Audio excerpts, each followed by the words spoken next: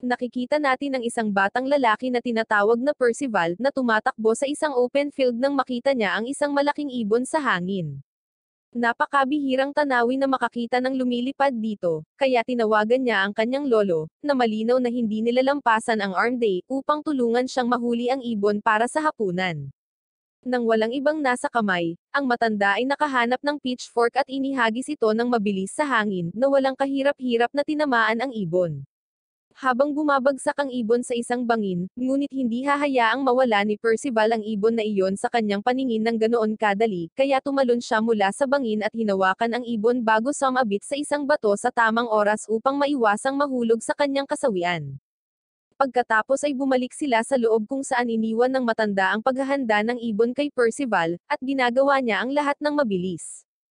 Pagkatapos nito, umupo sila para kainin ang karne ng ibon, ngunit sa background, nakita namin ang ilang nakakabahala na purple magic sa ibon, na sigurado akong hindi magandang senyales. Kapag tapos na silang kumain, lumabas sila para sa isang light sparring match kung saan hindi nakakagulat, ang matanda ang nanalo pagkatapos ng maikling pakikibaka. Ngunit ipinagmamalaki ni Percival ang pagkaalam na nakipaglaban siya sa kanya sa pagkakataong ito. Ang matanda ay naghuhugas ng pinggan habang si Percival ay nagdiriwang pa, ngunit bigla niyang naalala ang isang napakahalagang bagay. Malapit na ang kaarawan ni Percival, at nakalimutan niya ang lahat ng ito.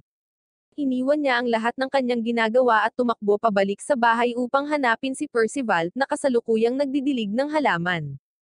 Sinabi ng matanda sa kanya na bukas na ang kanyang kaarawan, ngunit mukhang hindi siya interesado dito at nakalimutan pa nga niya kung ilang taon na siya bago ang pag-uusap na ito.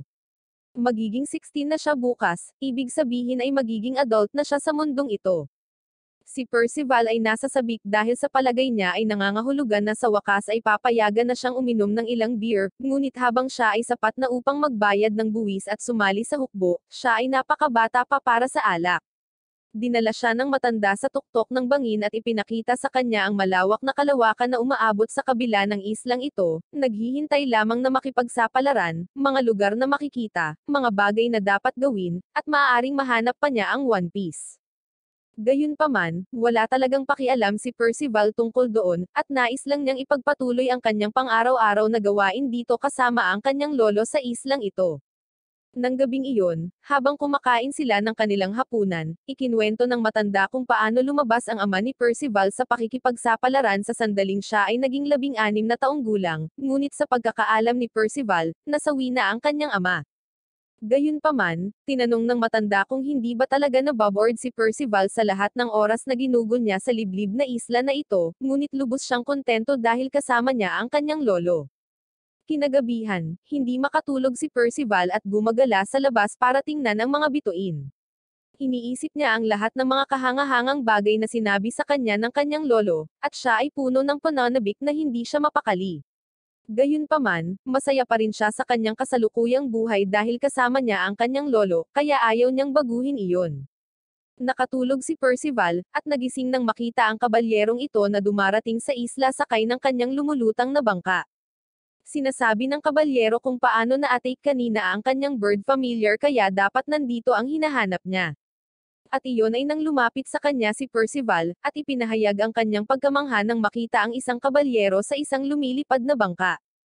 Sinabi ng kabalyero na naghahanap siya ng isang tao sa pangalang Vargan, at si Percival, na walang pakiramdam ng panganib sa estranghero, ay sinabi sa kanya na iyon ang pangalan ng kanyang lolo, na nagtatanong din kung paano niya ito kilala. Sinabi ng kabalyero na kilala niya si Vargan 16 na taon na ang nakakaraan, Holy Night pa rin siya kaya nandito siya para bisitahin. Hindi kino-question ni Percival ang anumang sinabi niya, tulad ng kung bakit ang isang kaibigan ay pupunta para sa isang pagbisita sa full battle gear, or kung bakit hindi binabanggit ng matanda ang isang malapit na kaibigan sa mga pag-uusap. Kaya't sinabi niya sa kabalyero na kasalukuyang nasa kabilang burol ang lolo niya at nagluluto ng almusal. Nang makuha ang impormasyong kailangan niya, pumunta ang kabalyero roon upang harapin si Vargan, habang sinasabi niya kay Percival na maaari siyang maglaro sa lumilipad na bangkang ito para maging abala siya. Tuwang-tuwa si Percival sa una at nag-e-enjoy sa bangka, ngunit pagkatapos ay unti-unti niyang napagtanto na ang lahat ng nangyari ay parang mali, at sinabi niya sa isang estranghero na nakasuot ng baluti at isang espada kung nasaan ang kanyang lolo. Sa wakas ay napagtanto niya na maaaring may mali talaga, at tumakbo siya para tulungan ang lolo niya. Samantala, sa kabilang bahagi ng bundok, ang matanda ay abala sa paghiwa ng ilang carrot para sa almusal, nang ang kabalyero ay lumakad sa kanyang likuran at itinuro na ginagamit niya ang espada na ginamit niya bilang isang holy knight upang maghiwa ng mga gulay. Ngayon, kinilala ni Vargan ang boses, at alam na ang lalaki ay hindi isang tao na gugugol ng unang 5 minuto ng pakikipag-usap, kaya agad niyang ginamit ang kanyang espada upang harangan ang papasok na welga ngunit naitaboy pabalik sa kanyang bahay. Ito ay nananatiling halos hindi nasaktan, kaya tumalon siya at lumundag pasulong upang kontrahin ang kabalyero. Ang kanilang mga espada ay nagsasalpukan, ngunit si Vargan ay hindi makalusot sa depensa ng kabalyero, at sa sandaling mabuo ang isang opening, ginagamit ng kabalyero ang kanyang kapangyarihan upang maging kamukha ni Vargan ang bagong logo ng isang sikat na social media platform, at sirain ang kanyang bahay para sa mga bonus na puntos. Medyo huli na ang pagdating ni Percival at nasaksihan na lamang niya ang pagkasugat ng kanyang lolo, kaya sumigaw siya para tumigil ang kabalyero. Ang kabalyero ay malinaw na hindi titigil dahil lamang sa hiniling sa kanya at umatake kay Percival, na sinasabi sa kanya na siya ang susunod na masasawi sa kanyang mga kamay. Hinawakan ni Percival ang isa sa mga batong inilunsad ng pagsabog, at inihagis ito sa kabalyero bago tumalon pababa. Hindi nakagawa ng anumang pinsala ang bato, kaya sinubukan ni Percival na gumamit ng mas malaking bato sa pagkakataong ito, ngunit wala pa rin itong nagawa, at si Percival ay nasa direktang linya ng apoy para sa isa sa mga pag-atake na iyon. Lumapit ang matanda sa likuran niya at pinigilan ang kabalyero sa pag-atake kay Percival. Pagkatapos ay sumigaw siya na tumakas siya habang may pagkakataon pa, ngunit ayaw iwan ni Percival ang kanyang pinakamamahal na lolo upang masawi dito. Gayunpaman, ang kabalyero ay walang intensyon na pabayaan ang alinman sa kanila na umalis dito ng buhay, kaya habang sinasabi niya ito, hiniwa niya si Vargan ng ilang beses sa isang iglap at pagkatapos ay sinaktan si Percival ng isang atake na mailalarawan ko lamang bilang sobrang labis. Atras na sana si Percival, ngunit sa huli niyang lakas, sinubukan niyang suntukin ang kabalyero. Gayunpaman, ang kanyang maliliit na braso ay hindi makakagawa ng maraming pinsala, at siya ay umuubo ng kaunting dugo bago maitaboy pabalik at mahulog sa pagkatalo. Tumangala siya sa langit habang nagsisimula ng umulan ng nyebe. Tinanong ni Vargan ang kabalyero kung bakit siya pumunta dito upang tapusin siya ngayon sa lahat ng oras, at ipinaliwanag niya na mayroong isang hula na inihula ilang araw na ang nakakaraan, kung saan ang 4 na kabalyero ng Apocalypse ay magdadala sa pagbagsak ng Panginoong Haring Arthur. Wala silang totoong mga pahiwatig kung sino ang mga kabalyero ng Apocalypse, kaya naisip niya na maaari rin siyang pumunta dito at tapusin si Vargan, kung sakali. Kahit na iyon ang kanyang katwiran, hindi niya kailangang tapusin si Percival ng ganoon, ngunit sinabi niya na ang lahat ay para sa higit na kabutihan. Pag-alis niya, bumangon si Percival at humingi ng tawad sa kanyang lolo dahil sa pagiging mahina niya para protektahan siya. Pero mas na-curious ako kung paanong buo pa rin ang katawan niya pagkatapos ng pag-atake na iyon, at nakalapit pa sa kanyang lolo. Sinabi sa kanya ng kanyang lolo na hindi niya kailangang protektahan ang isang tulad niya, at dapat na maghanap ng mas karapat-dapat. Naniniwala si Percival na ito ay dapat na banal na parusa para sa kanya na nagsisinungaling tungkol sa pagiging kontento sa pananatili sa isla magpakailanman, at hindi gustong pumunta sa mga pakikipagsapalaran. Kaya para pakalmayin siya, inamin din ni Vargan na talagang natuwa siya nang sabihin ni Percival na kontento na siya sa pananatili niya rito.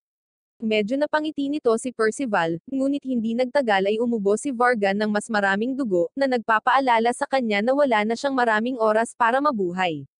May gusto siyang sabihin bago siya masawi, kaya sinabi niya kay Percival na Aaron ang pangalan ng kabalyero, at siya talaga ang ama ni Percival. Ikinagulat nito si Percival dahil, una sa lahat, sinabi sa kanya ni Vargan na nasawi ang kanyang ama noong bata pa siya, at 2, anong uri ng ama ang hihiwain ang sarili niyang anak sa 4 na piraso kung sakali.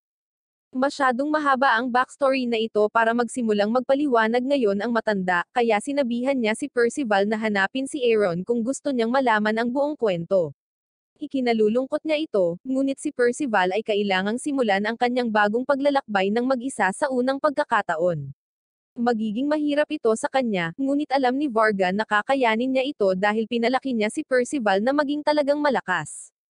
Kinabukasan, nagising si Percival at tumingin sa kanyang nasawi na lolo, na pinupuno siya ng matinding kalungkutan. Ibinaon niya ang kanyang katawan, at naiwan siyang walang laman sa loob dahil ang buong mundo niya ay bumagsak sa kanyang harapan. Sinimulan niyang ayusin ang ilan sa mga pinsalang ginawa sa bahay, at nakakita ng isang kahon sa ilalim ng mesa. Nasa loob nito ang isang set ng mga bagong damit na ginugol ng kanyang lolo ng ilang gabi sa pananahi, para magamit ni Percival sa kanyang mga pakikipagsapalaran. Lumipas ang ilang araw, habang si Percival ay gumagawa ng monumento para sa kanyang lolo at papaalis na sa kanyang paglalakbay, isinuot niya ang helmet at napatid pabalik ng kanyang kapa bago mahulog sa parehong kapa. Si Percival ay nagsimulang bumaba sa isla, ngunit kahit na matapos ang isang buong araw ng pagbaba, halos wala pa rin siyang pag-unlad at hindi man lang niya makita ang mga ulap.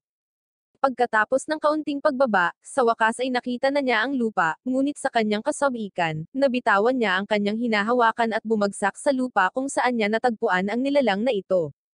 Tumangala siya sa nilalang, at iniisip kung paanong hindi pa siya nakakita ng katulad nito pabalik sa isla. Nagpakilala rin siya dito at sinabing kakababa niya lang mula sa mataas na isla na iyon sa likuran niya, at kasalukuyang naghahanap ng lugar kung saan maninirahan ang mga katulad niya.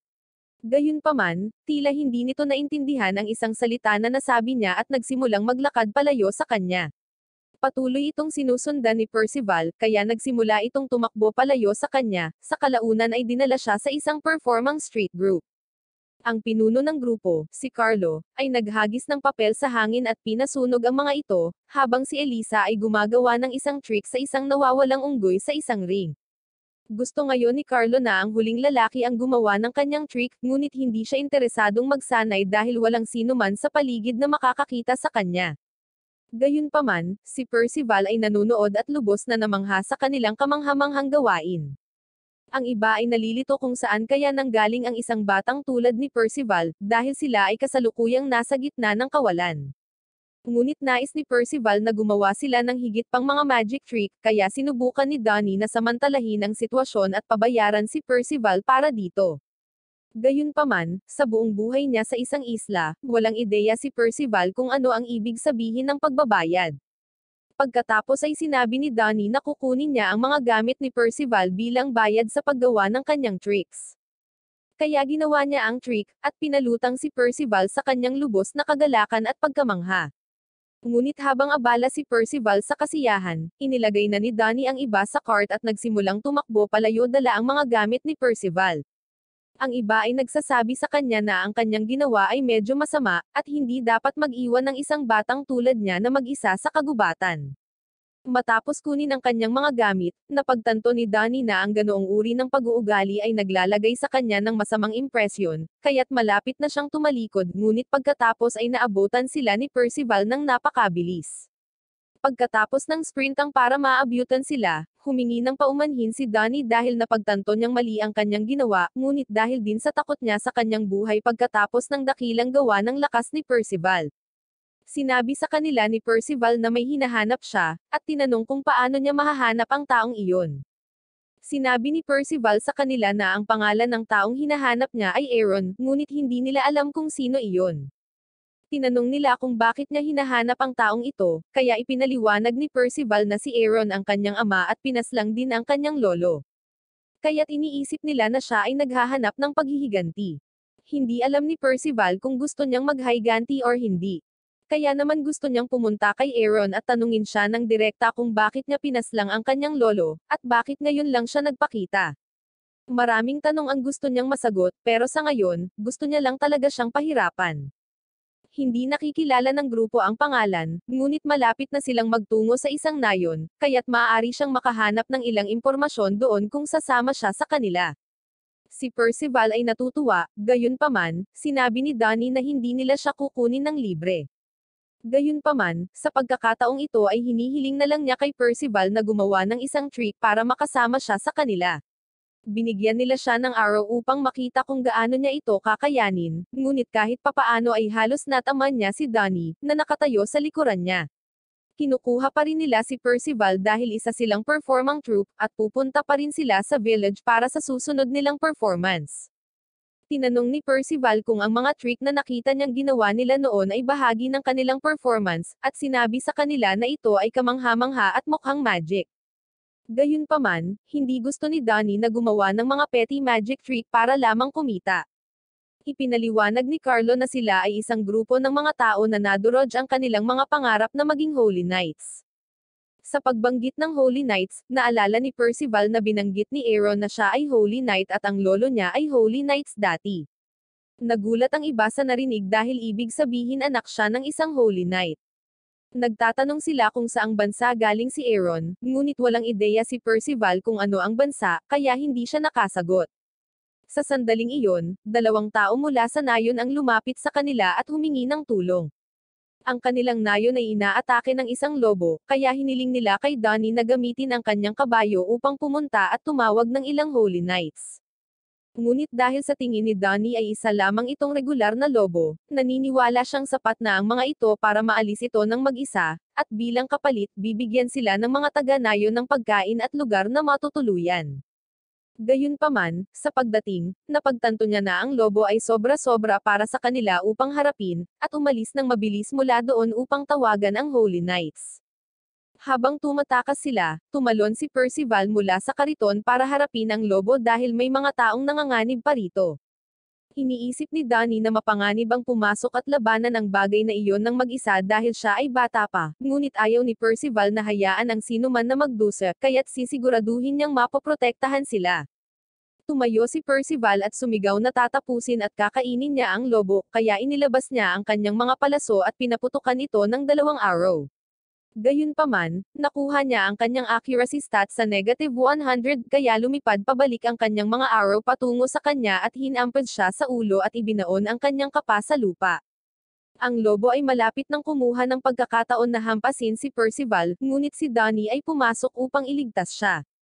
Napabalikwas siya at nasaktan, kaya nagalit si Percival at nagpas siyang sumuko sa arrow at gamitin na lang ang kanyang mga kamay. Matapos harangin ang pangalawang hampas ng lobo, tumalon si Percival at sinampal ang mga instinct at kamalayan ng lobo mula dito, na iniwan ang lahat na namangha at ang lobo sa lupa. Habang sinisimulan ng lahat na ipagdiwang na sila ay ligtas, nakita namin ang isa sa mga pamilyar na crest sa lobo, at ang nilalang na unang nakatagpo sa kanya ay nanunood mula sa isang kalapit na bangin. Sa pamamagitan ng isang mahiwagang kristal, nagulat ang isang kabalyero na nagawang talunin ni Percival ang isa sa kanyang mga pamilyar kaya siya mismo ang papasok sa tabi niya para harapin siya. Bumalik sa nayon, pinag-uusapan ng mga taga-nayon kung gaano kakaiba para sa isang halimaw na kasing laki na magpakita sa isang nayon. At mas masahol pa, may mga ulat ng mga katulad na bagay na nangyayari sa mga kalapit na nayon, kaya medyo nag-aalala sila. Si Donnie ay ginagamot ni Carlo matapos makuha ang mga sugat na natamo niya sa pagprotekta kay Percival, at tinanong niya kung saan nagpunta si Percival. Sinabi niya na dinala siya ni Elisa sa lawa para maghugas ng kaunti. Sa lawa, nakita namin si Elisa na nabigla sa peklat na mayroon si Percival sa kanyang katawan, at mas nabigla nang ang peklat ay umagos hanggang sa kanyang likod, na muling nagtanong, paano siya nakaligtas sa mga sugat na iyon. Sinabi ni Elisa kay Percival na siya ay kumilos ng medyo mature para sa kanyang edad, sa kabila ng napakadami na sugat dahil naniniwala pa rin siya na siya ay isang bata. Ngunit masyadong abala si Percival sa pagtingin sa kanya, at nagtataka kung bakit may nararamdaman siyang kakaiba.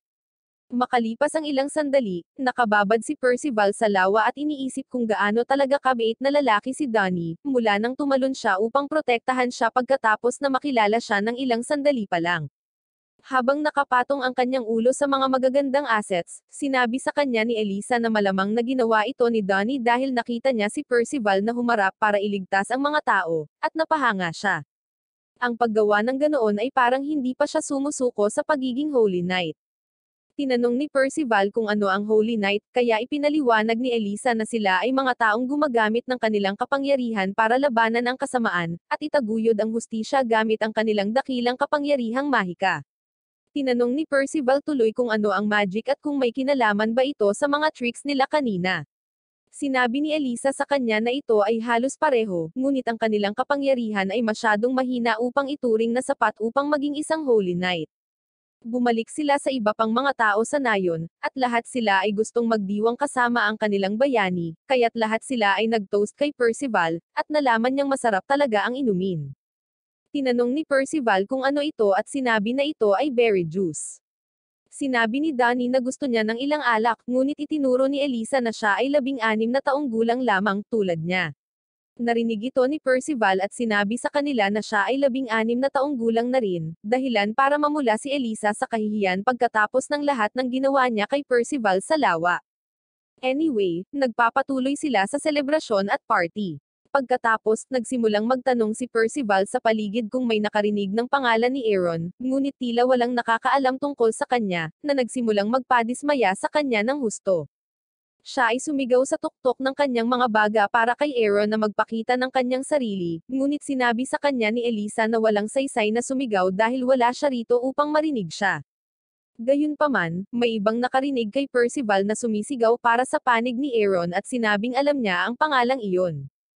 Ito ay ang Black Knight. Bumaba siya mula sa kanyang lumulutang na kalasag, at pinag-uusapan na pumunta siya dito upang hanapin ang batang pumaslang sa kanyang pamilyar, ngunit sa halip ay nalaman niyang si Percival, na iniulat na pinaslang, ay buhay na buhay pa rin.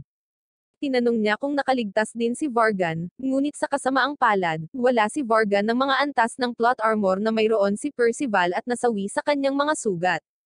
Nakilala ni Carlo na ang lalaking ito ay isang Holy Knight, at sinabihan niya itong hayaan na lang si Percival. Ngunit ito ay isang Holy Knight, kaya si Carlo ay napabagsak. Ang Holy Black Knight ay humihingi ng paumanhin sa paghagupit kay Carlo, dahil gusto lang niya itong itulak palayo ng kaunti at hindi sinasadya na bigyan siya ng concussion mula dito. Tinanong ni Percival ang Black Knight kung bakit alam niya ang side ng lolo niya at ni Aaron. Kaya, ipinaliwanag niya na siya si Piligard, isang taong nakakakilala sa kanyang ama at lolo. Kung alam niya ang tungkol kay Aaron, sinabi sa kanya ni Percival na mayroon siyang hanggang bilang ng 5 para sabihin sa kanya kung nasaan siya. Si Piligard ay abala sa pakikipag-usap tungkol sa kung gaano niya kagusto si Percival, dahil hindi siya natatakot na harapin ang isang Holy Knight. Wala silang mararating sa pag-uusap, kaya naghahanda sina Percival at Piligard na lumaban. Matalino ang mga tao at nagtakbuhan para hindi sila mahuli sa tiyak na magiging isang magulong labanan. Si Percival ay sumugod at nasorprese si Piligard dahil lalapit siya sa kanya ng walang sandata, ngunit nang sipin siya ni Percival at nagawang itulak siya pabalik kasama ang kanyang mabigat na sandata, lubos siyang humanga sa potensyal ng bata. Sinabi ni Percival na kung siya ay manalo, kailangang sabihin sa kanya ni Piligard kung nasaan si Aaron, kung saan siya ay sumasang-ayon, ngunit habang pinatumba niya si Percival, siya ay gumagawa ng kanyang sariling mga kondisyon kung saan kung siya ay mananalo, si Percival ay dapat sumama sa kanya at magsanay sa ilalim niya upang i-maximize ang kanyang potensyal. Pagkatapos ay hinampun niya si Percival gamit ang kanyang mace, ngunit nagawa niyang harangan ang atake at tumalon pasulong upang hampasin muli si Piligard. Pagkatapos ay nagpakawala siya ng sunod-sunod na pag-atake kay Piligard, ngunit napahawak sa ulo niya.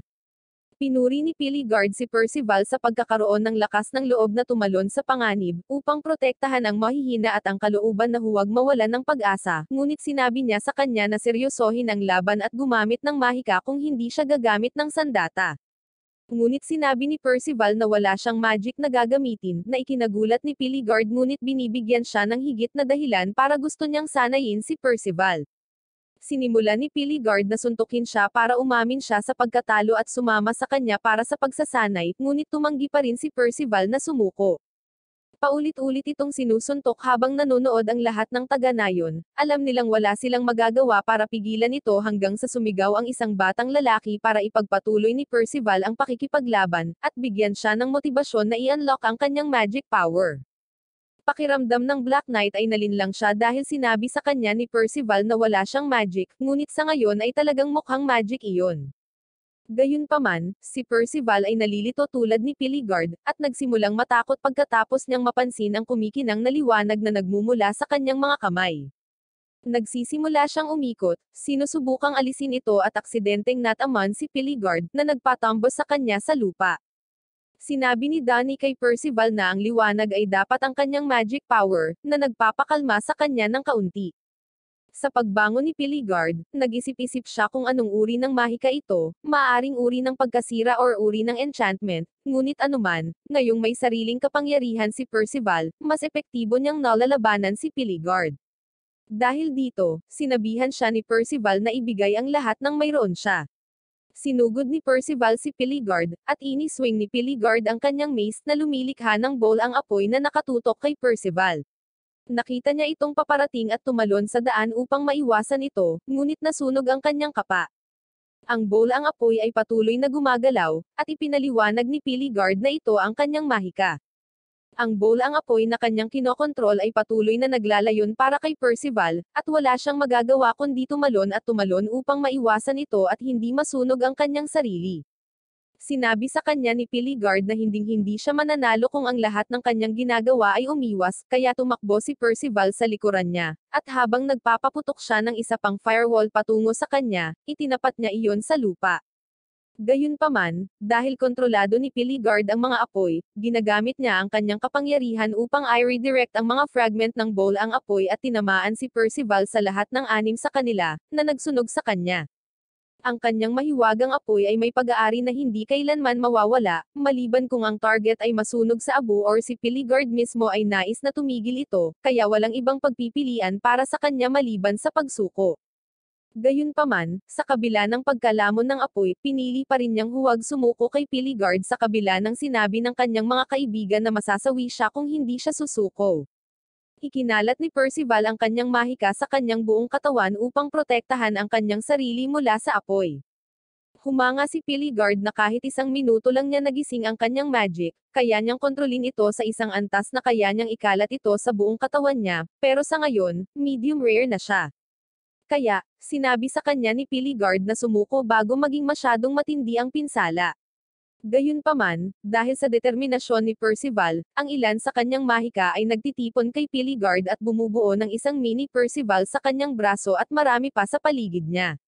Maaring sila ay maliliit, ngunit ang mga bagay na iyon ay malakas at nagsimulang humawak sa mga braso ni Piligard pababa, na nagpapawalang bisa sa mahika ng apoy.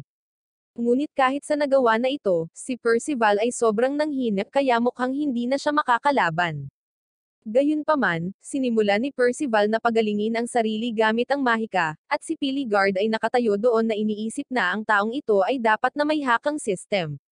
Bumangon si Percival na nataranta ngunit mukhang maayos naman siya bukod sa kanyang nasunog na damit, at sinusubukan ni Piligard na alamin kung anong uri ng mahika ang posibleng taglay niya.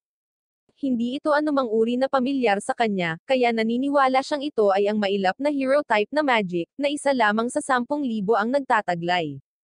Kung totoo iyon, malaki ang posibilidad na isa siya sa 4 na Knights of the Apocalypse na hinulaan ng Propacia, ibig sabihin ay tama si Aaron sa kanyang palagay.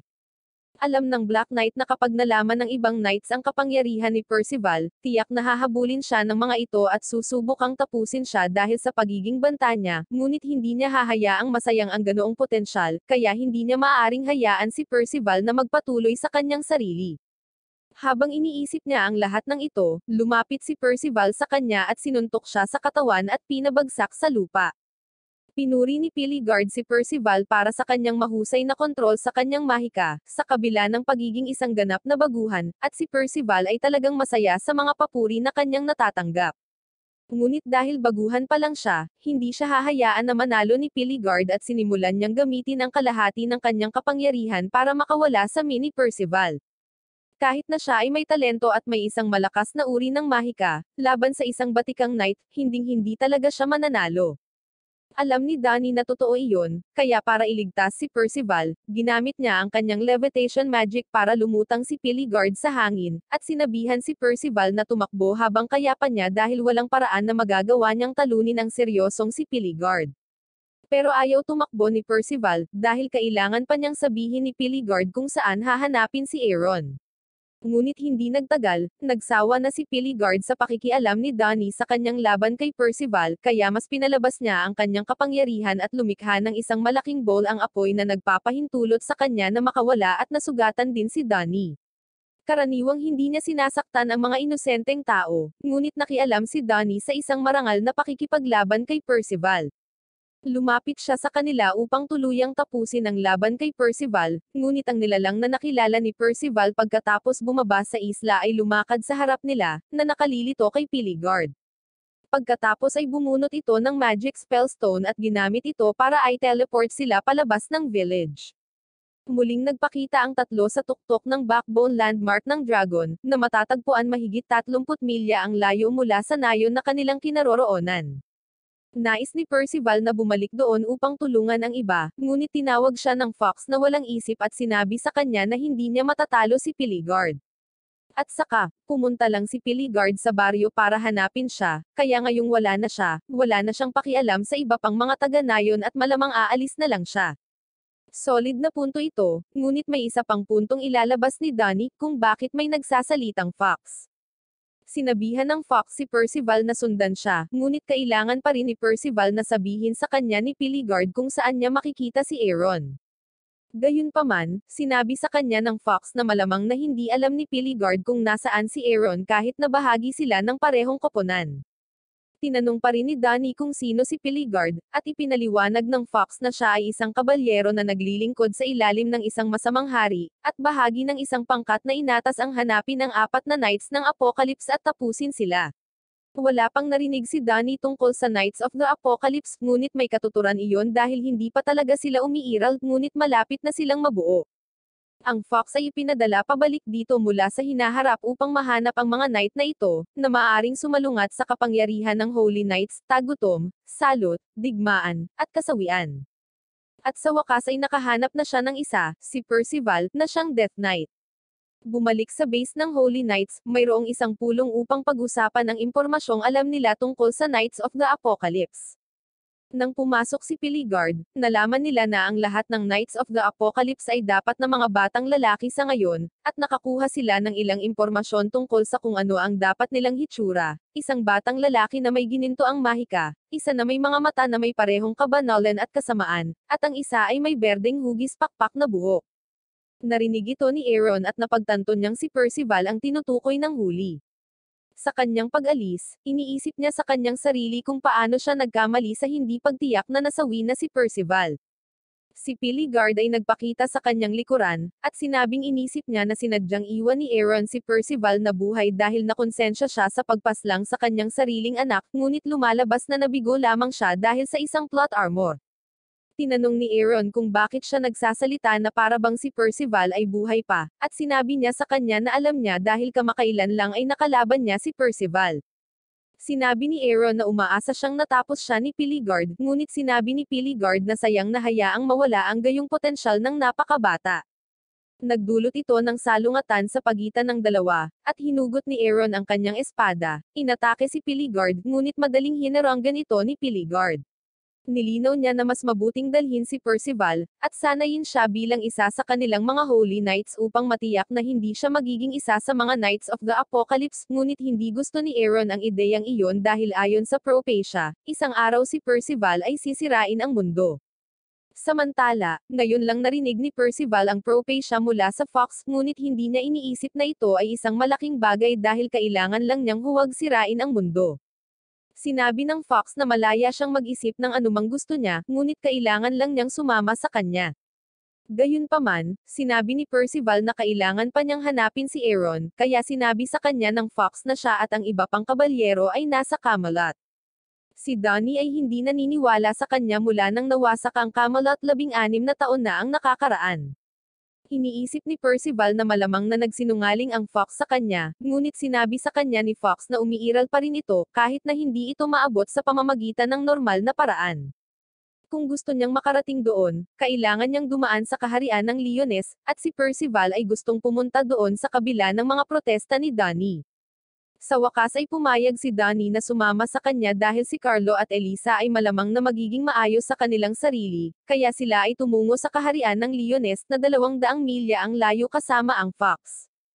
Nang tuluyan na silang makaalis sa backbone ng dragon, nagsimulang tumunog ang tiyan ni Percival, at nakakuha siya ng ideya para sa isang kompetisyon upang makita kung sino ang makakahuli ng pinakamahusay na hayop para sa tanghalian. Inilabas ni Percival ang kanyang bow at arrow para manghuli. Naalala ni Danny ang nangyari noong nakaraan, at inalis niya ang mga armas hanggang sa matutunan niya talaga kung paano magpuntirya. Naglibot siya sa kagubatan at nakakita ng yungib na mukhang talagang kawili-wili, kaya pumasok siya dito. Samantala, sinusubukan ni Donnie na gamitin ang arrow, at hindi siya masyadong mahusay, ngunit at least ang kanyang mga arrow ay pumupunta sa direksyon ng target. Namiss niya ang isa sa kanyang mga target, at nataman niya ang isang higanteng madre na nagdadasal sa kagubatan. Humihingi sila ng paumanhin, ngunit sinabi niya na hindi ito malaking bagay dahil hindi ito gumawa ng malaking pinsala. Sa sandaling iyon, lumapit sa kanya ang dalawang mga fairy at sinabing mayroong isang maikling tao na pumasok sa yungib, at ang partikular na yungib ay medyo mapanganib dahil naglalaman ito ng lahat ng uri ng mga halimaw, ang parehong mga halimaw na kasalukuyang bina-backhand ni Percival. Pagkatapos na tapusin ni Percival ang lahat ng mga halimaw, ipinagmamalaki niya ang kanyang sarili ngunit hindi nagtagal ay nakarinig siya ng sigaw na nagmumula sa mas malalim na yungib kung saan nakakulong ang orange na nilalang na ito at malapit ng mapag-eksperimentuhan.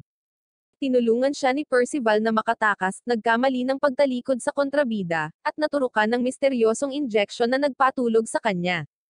Ang lalaking ito na nagngangalang Nelson ay mukhang masama, dahil sa kanyang kakaibang ugali na mag-eksperimento sa anumang bagay na may pulso at nagiging sanhi ng pagkabalisa ng mga nilalang sa yungib, at tinawag itong mad herbalist. Hinahanap pa rin ni Donnie at ng iba pa si Percival matapos itong mawala, ngunit pilit silang kinukumbinsi ng mga fairy na marahil ay mas mabuting sumuko na sa paghahanap sa kanya, dahil sa ngayon ay malamang na natagpuan na siya ni Nelson, at sino ang nakakaalam kung ano ang maaaring mangyari sa ngayon. Tinanong ni Donnie kung talagang napakasama ni Nelson, ngunit sigurado ang mga fairies. Nakita nila ng sarili nilang mga mata ang kakaibang ugali nito. Habang siya ay nasa kagubatan, mayroon siyang kuneho sa kanyang kandanggan at tinusok ito ng karayom, na naging halimaw. At sino ba naman ang hindi matrauma kapag nasaksihan iyon, at alam kung anong klaseng kalagayan ang kakaharapin ni Percival. Nagmamadali silang lahat para hanapin siya bago pa man mangyari ang masama. Bumalik tayo kay Percival, at sa wakas ay nagising siya mula sa misteryosong iniksyon at napagtanto na siya ay nakatali sa isang upuan na walang ibang suot kundi ang kanyang damit na panloob na lubhang nakalilito sa kanya. Sa sandaling iyon, bumalik si Nelson at nagulat nang makitang gumaling na si Percival mula sa mga epekto ng kanyang iniksyon, nang ang tranquilizer na iyon ay dapat na sapat na malakas upang panatilihin siyang walang malay sa loob ng higit sa 10 oras. Ito ay maganda para sa kanya dahil mayroon pa siyang mga bagay na gusto niyang subukan kay Percival. Talagang nagalit si Percival na itinali siya ni Nelson sa isang upuan at inalis ang lahat ng kanyang damit, sinabi sa kanya na ibalik man lang ang helmet at balabal na nakuha niya mula sa kanyang lolo, dahil ito lamang ang mga bagay na nakuha niya sa kanya. Lumingon si Nelson at sinabing sira-sira ang lahat ng kanyang damit, kaya nasunog na niya ang lahat. Ngunit tungkol sa helmet at balabal, narito pa rin ang mga ito dahil sila ay talagang makapangyarihang mga magic item, na nagpapagaan ng loob ni Percival. Pagkatapos ay tinurok ni Nelson si Percival ng isa pang misteryong likido, at ipinaalala sa kanya na siya ay ginipig lamang para sa kanyang mga eksperimento. Dito, sinabi ni Nelson na babalik siya sa loob ng 1 oras dahil dapat ay magkabisa na ang gamot, ngunit halos kaagad, ang buhok ni Percival ay biglang lumaki pa kaysa dati.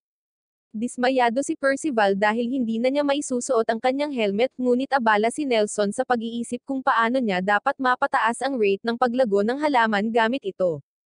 Sumigaw si Percival kay Nelson, inakusahan siya na gumagawa din siya ng masama sa fairy na iyon na dinukot niya, ngunit itinutuwid siya ni Nelson, sinabing ang fairy ang unang sumugod at umatake sa kanya, kaya pinagtanggol lang ang kanyang sarili. At kung ayaw nitong maging isang eksperimentong guinea pig, hindi na sana ito pumasok. Kahit na totoo iyon, itinuro ni Percival na may dugo siyang tumutulo mula sa kanyang bibig noong una niya itong nakita, kaya dapat na kinagat ang fairy or kung ano. Pero sa totoo lang, may bad habit lang si Nelson na kagatin ang labi niya sa tuwing nasa sabik siya. Ipinaliliwanag nito ang mga bagay na ikinabahala ni Percival, kaya hindi masama si Nelson, ngunit marahil ay dapat din niyang ayusin ang masamang habit na iyon. Naalala ni Nelson na ang kanyang kapatid na babae ay palaging nagsasabi ng parehong bagay, at ang kapatid na babae ay ang higanteng babae na kasalukuyang hinahabol ng ilang mga halimaw na puno. Sinubukan ni Donnie na umakyat palayo, at sinisisi ng mga fairy ang buong bagay na ito kay Nelson at sa kanyang kakaibang mga eksperimento. Gayunpaman, mariing itinanggi ng kanyang kapatid na si Nelson ang uri ng tao na gumawa ng anumang bagay na tulad nito. Bumalik kay Nelson, naiintindihan na ngayon ni Percival na hindi naman talaga siya masamang tao, ngunit kailangan siyang palayain dahil may lugar na kailangan niyang puntahan, at pumayag si Nelson na umalis siya, ngunit pagkatapos lamang niyang matapos ang kanyang eksperimento. Kailangan itong gawin ng tumpak kung hindi, maaaring tapusin ng backlash si Percival. Tinatanong niya si Nelson kung bakit niya pinagdadaanan ang lahat ng problemang ito para gawin ito. Wala siyang nararamdamang obligasyon na ipaliwanag ang kanyang mga aksyon sa isang tulad ni Percival. Gayunpaman, sa sandaling lumingon siya, nalaman niyang nakawala si Percival sa mga lubad na humawak sa kanya, at sinusubukang isuot ang kanyang helmet upang makaalis siya dahil mayroon pa siyang sariling misyon na dapat gawin. Pero sobrang laki ng buhok niya at hindi nakasya ang helmet. Hindi kayang mawala ni Nelson ang ganoong mahalagang test subject, kaya't bumunot siya ng 2 magic sword, nangako na hindi niya tatapusin si Percival, ngunit lubos din ang intensyon na pilitin siyang manatili rito. Hinaranggan ni Percival ang mga welga at sinubukang kausapin siya, na sinasabing kung siya ay may problema, ikalulugod niyang tulungan siyang lutasin ito kung alam niya kung ano ang problema. Ngunit walang nakikitang dahilan si Nelson para tanggapin ang tulong ng isang estranghero. Ang kailangan lang niya ay isang guinea pig para masuri ang gamot para mailigtas niya ang kagubatan. Napaatras si Percival sa pag-atake ni Nelson, at habang siya ay malapit ng manalo sa kanilang laban, ang helmet ni Percival ay lumipad sa kanyang ulo at hinampad siya sa mukha, na nagpabalik sa kanya sa mesa na kanyang ginagawa. Ang gamot na pinaghirapan niya ay lumipad sa buong silid at nasalo ito ni Percival. Nakiusap siya kay Percival na huwag gumawa ng anuman sa gamot, at nangakong hahayaan siya kung ibabalik niya ito dahil napakahalaga nito. Ngunit napagtanto ni Percival na kailangan pang itest ito ni Nelson, kaya humigop siya ng mystery potion at bumagsak sa sahig na sumisigaw. Nagulat si Nelson na kusang ininom ni Percival ang gamot, alam niyang posibleng mapaslang siya nito, ngunit lumalabas na ito ay nagbigay lamang sa kanya ng lakas at nag-uumapo sa kanya ng kapangyarihan. Tumakbo si Percival sa labas para sumigaw sa taas ng kanyang mga baga at narinig ito ng iba, na pagtatanto na dapat ay maayos siya kung mayroon siyang lakas na sumigaw ng malakas. Tinanong ni Nelson si Percival kung bakit siya uminom ng isang bagay na napakapanganib nang hindi niya pinag-iisipan, ngunit habang hindi niya alam ang lahat ng mga detalye, alam niyang ginagawa ito ni Nelson para sa kapakanan ng pag-save ng kagubatan, kaya gusto niyang tulungan siya. Tinanong ni Percival kung ang gamot ay may nais na epekto, at mula sa lahat ng mga indikasyon at ang katotohanan na si Percival ay nagtataglay pa rin ng lahat ng kanyang mga braso at paa, ang gamot ay tila isang tagumpay. Nagpasalamat si Nelson kay Percival sa kanyang tulong, at nagpakilala bago uminom ng natitira sa gamot at bumagsak sa sahig. Si Donnie at ang iba pa ay tumakbo papunta sa eksena at agad na nabigla sa bagong buhok ni Percival. Ipinaliwanag niya ang lahat ng nangyari hanggang sa puntong ito at ang kagustuhan ni Nelson na iligtas ang gorge, ngunit hindi naman pinaniniwalaan ng mga fairy ang kwentong iyon. Habang walang malay, binanggit ni Nelson ang isang lalaking nagngangalang Oscar, na ipinaliwanag ng mga fairy na isang doktor na nakatira sa gorge. Naroon siya bago unang dumating sina Nelson at Dolores, at pumipili ng mga sangkap para sa kanyang gamot nang mapansin siya ng mga diwata doon. Sinabi niya sa kanila na siya ay isang doktor ng gamot, at nais lamang na mangolekta ng ilang mga bagay upang gawin ang kanyang gamot, ngunit hindi rin niya planong maging kalaban ng Lorax at sirain ang tanawin. Kaya't kung sakaling kailanganin nila ang tulong medikal, dapat silang malayang pumunta sa kanya para sa tulong. Nang maglaon, natagpuan nila ang higanteng si Dolores sa kagubatan pagkatapos niyang umalis sa kanyang nayon at pagkatapos nito, isang sanggol na Nelson. Kinuha ni Oscar si Nelson at pinalaki siya bilang kanya, tinuturuan siya ng lahat tungkol sa paggawa ng gamot. Ngunit pagkatapos ay isang araw, nawala siya sa gorge nang walang bakas na mahanap siya. At pagkatapos mangyari iyon, sinimula ni Nelson ang lahat ng kanyang mga eksperimento. Samantala, ang fairy na pinakawala ni Percival sa bahay ni Nelson ay nagbabalak na sirain ang buong kagubatan, bago pa magawa ni Nelson ang lahat para mailigtas ito. At para magawa iyon, gagamit siya ng halimaw na tinatawag niyang Oscar. Sa wakas ay nagising si Nelson mula sa kanyang pagkatulog na dulot ng gamot at agad na sinubukang bumangon, na nagsasabing kailangan niyang ikalat ang gamot sa gubat upang mailigtas ito.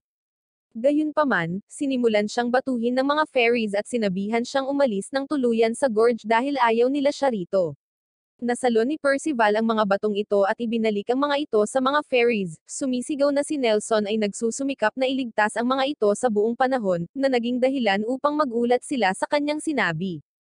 Di nagtagal, nangyari ang bagay na sinusubukang pigilan ni Nelson, at ang gubat ay napuno ng isang makakapal na purple fog na nagiging sanhi ng lahat ng mga halaman at hayop sa kagubatan upang agad na masawi habang ito ay pumapasok.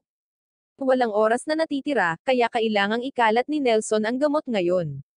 Gayunpaman, nalilito si Percival kung paano niya planong gawin iyon dahil wala na ang gamot na natitira, at wala na siyang oras para gumawa ng bagong batch.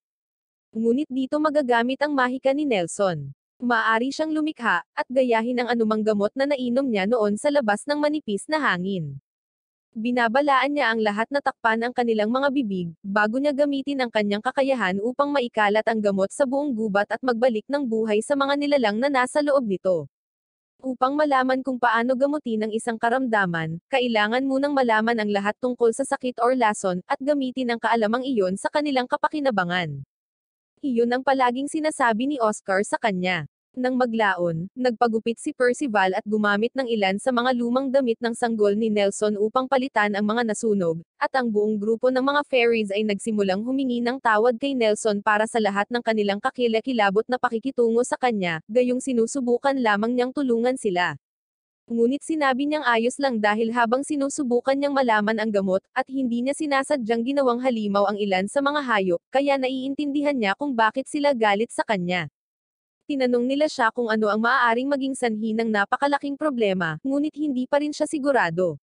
Matapos mawala si Oscar, ang buhay sa kagubatan ay nagsimulang malanta, na siyang nag-udyok sa kanya upang simulan ang kanyang mga eksperimento. Gayunpaman, hinding-hindi niya ito mailigtas kung wala si Percival dito upang subukan ang gamot sa kanya. Si Fox ay nakipag-usap kay Nelson at sinabi sa kanya na ang hamog ay hindi lamang nakaapekto sa mga halaman at puno, kundi pati na rin sa lupa mismo, na humantong kay Nelson na maniwala na ang butas sa gorge ay gumaganap ng ilang uri ng papel sa gulo na ito. Mula sa butas na iyon ay nagmumula ang isang nakakatakot na halimaw. Ang kasuklam-suklam na halimaw na ito ay nagpapakita mismo, at ito ay tila si Oscar. Sinusubukang tumakbo ni Nelson sa kanya dahil matagal na niyang namimiss si Oscar, ngunit hinayla siya pabalik ni Dolores dahil tila, siya lang ang may mga mata upang makitang may nangyayaring mali dito. Ang halimaw na si Oscar ay naglunsad ng mabahong hininga, at tinakpan ang kagubatan sa mas makapal na hamog na nagiging sanhi ng pagkalanta ng buhay. Kaya, tumakbo si Nelson sa kanya at nagmakaawa sa kanya na tumigil dahil sinasaktan niya ang kagubatan. Gayunpaman, ang tanging nasa isip ng halimaw na si Oscar ay ang pagkawasak ng gubat, at sinunggaban nito si Nelson, na naglalayong sirain ang buhay mula sa kanyang mababang katawan. Gayunpaman, si Dolores ay dumating upang iligtas siya at pinakawalan si Nelson palabas mula sa pagkakahawak ni Oscar, ngunit nataman siya ng isang lason na hininga, na iniwan siyang sugatan sa braso. Bumalik ang orange na fairy, at malinaw na siya ang gumawa nito kay Oscar. So, basically, nagdulot si Percival ng malaking bahagi ng gulo na ito nang hayaan siyang makatakas ito kanina. Nabalisa si Nelson na naturukan ng spinal fluid ang kanyang lolo, ngunit nangako si Percival na tutulungan siyang maibalik siya sa normal. Kahit na iyon ang kanyang intensyon, walang eksaktong libro kung paano ayusin ito, at wala rin silang anumang paraan. Kaya, hindi ko nakikita kung paano niya planong ibalik si Oscar. Sinabi sa kanya ng Fox na maaaring kailanganin niyang alisin ang fairy na iyon kung gusto niyang ibalik si Oscar sa dati niyang estado. Gayunpaman, bago nila ito maatik, ang fairy ay tinamaan ng palaso sa noo at bumagsak sa lupa. Ang iba ay walang ideya kung saan nanggaling ang arrow na iyon, ngunit itinoon ng Fox ang kanilang atensyon kay Oscar, na bumagsak din. Nakita nila ang isang Holy Knight sa itaas nila, at sumigaw si Percival para ipakilala niya ang kanyang sarili. Ang kanyang pangalan ay Tol Isko, at siya ang Ember Knight ng Eternal Kingdom. Nang marinig ni Percival na isa siyang Holy Knight, napagtanto niya na dapat ay kaibigan ni Tol Isko si Aaron. Sinisigawan siya ni Nelson dahil sa ginawa niya kay Oscar. Kaya, ang Knight ay dumapo sa lupa, sinasabing sasabihin niya sa kanila ang lahat ng gusto nilang malaman kung kaya nilang mapatama ang kahit isang hit sa kanya. Binalaan ng Fox si Nelson na huwag mahulog sa gayong halatang provocation, ngunit huli na, at nasa fight mode na siya. Napansin ni Tol Isko na si Nelson ay may magic ng parehong uri ng pagbabago at uri ng enchantment, na medyo bihira hanggat maaari sa mga magic users. Sinabi ni Percival na lalaban siya sa tabi niya, ngunit sinabi ni Nelson na ito ay masyadong mapanganib para sa kanya bilang isang taong walang magic power. Ngumiti lang si Percival at gumawa ng Dragon Ball stance para palabasin ang kanyang magic, ngunit walang nangyari. Patuloy siya sa pagtulak, at kalaunan, may lumabas na gas, ngunit hindi ito masyadong mahiwaga. Nagpapasalamat si Nelson kay Percival sa pagnanais na tumulong, ngunit ito ay isang bagay na kailangan niyang gawin ng mag-isa. Nagmamadali si Nelson patungo kay Tol Isko, na itinaas ang kanyang palakol sa langit at nagpatawag ng bagyo. Binalaan ng Fox si Nelson tungkol sa paparating na pag-atake, habang ang mga yelo ay bumagsak sa kanya. Sa bawat indikasyon, dapat ay nasawi na si Nelson, ngunit kahit papaano ay tumakbo si Percival sa kanyang harapan at itinulak siya pabalik upang maiwasan ang mga yelo. Iyon ay ilang seryosong bilis doon, ngunit malamang na siya ay nasa cooldown dahil wala siyang ginawang reaksyon sa pagtama ni Oscar kay Nelson mula sa likuran.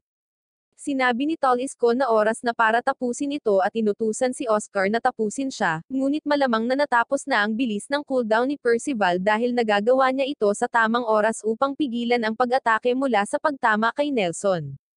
Sa ilang kadahilanan, nagpasya siyang harangin ito gamit ang kanyang ulo sa halip na ang kanyang mga kamay. Hindi niya hahayaan si Tol Isko na pilitin si Oscar na tapusin si Nelson, pagkatapos niyang gumugol ng labis na pagsisikap sa pagprotekta sa lugar na ito. Si Tol Isko ay sumigaw para kay Oscar na tapusin ito, ngunit tila si Percival ay nakalusot sa kanya habang siya ay nagsimulang umiyak at tumawag kay Nelson. Napagod na si Tol Isko dito, at kung hindi siya pakikinggan ni Oscar, dudurugin niya lang siya kasama ng lahat ng iba pa at tatawag ng isa pang hailstorm para tapusin siya. Gayunpaman, ang bilis ni Percival ay bumalik at tumakbo muli, kaya tumalon siya sa ibabaw ni Oscar at tumalon sa hangin, nagpapatuloy sa paghagis ng mga kamay sa hailstorm. Yung iba ay nakatayo lang at nanonood, at sinabing nakapalakas talaga ni Percival na nakikipagboxing siya sa hailstorm. Nang matapos siya, bumagsak si Percival sa lupa, duguan at pagod na pagod, dahilan para mahulog siya sa lupa. Ngunit bago siya bumagsak, dumawdad si Donnie at nasalo siya. Tinanong ni Nelson kung bakit siya gagawa ng isang bagay na napakapanganib, ngunit nais lamang ni Percival na iligtas si Oscar upang sa kalaunan ay maibalik siya ni Nelson sa normal. Habang hindi pa rin sigurado si Nelson kung paano nila gagawin iyon, nagtitiwala siya sa salita ni Percival. Muling aatake si Tol Isko nang biglang nagsimulang kuminang si Percival na may nakakasilaw na dilaw na liwanag, habang nagawa niyang gisingin muli ang kanyang magic power.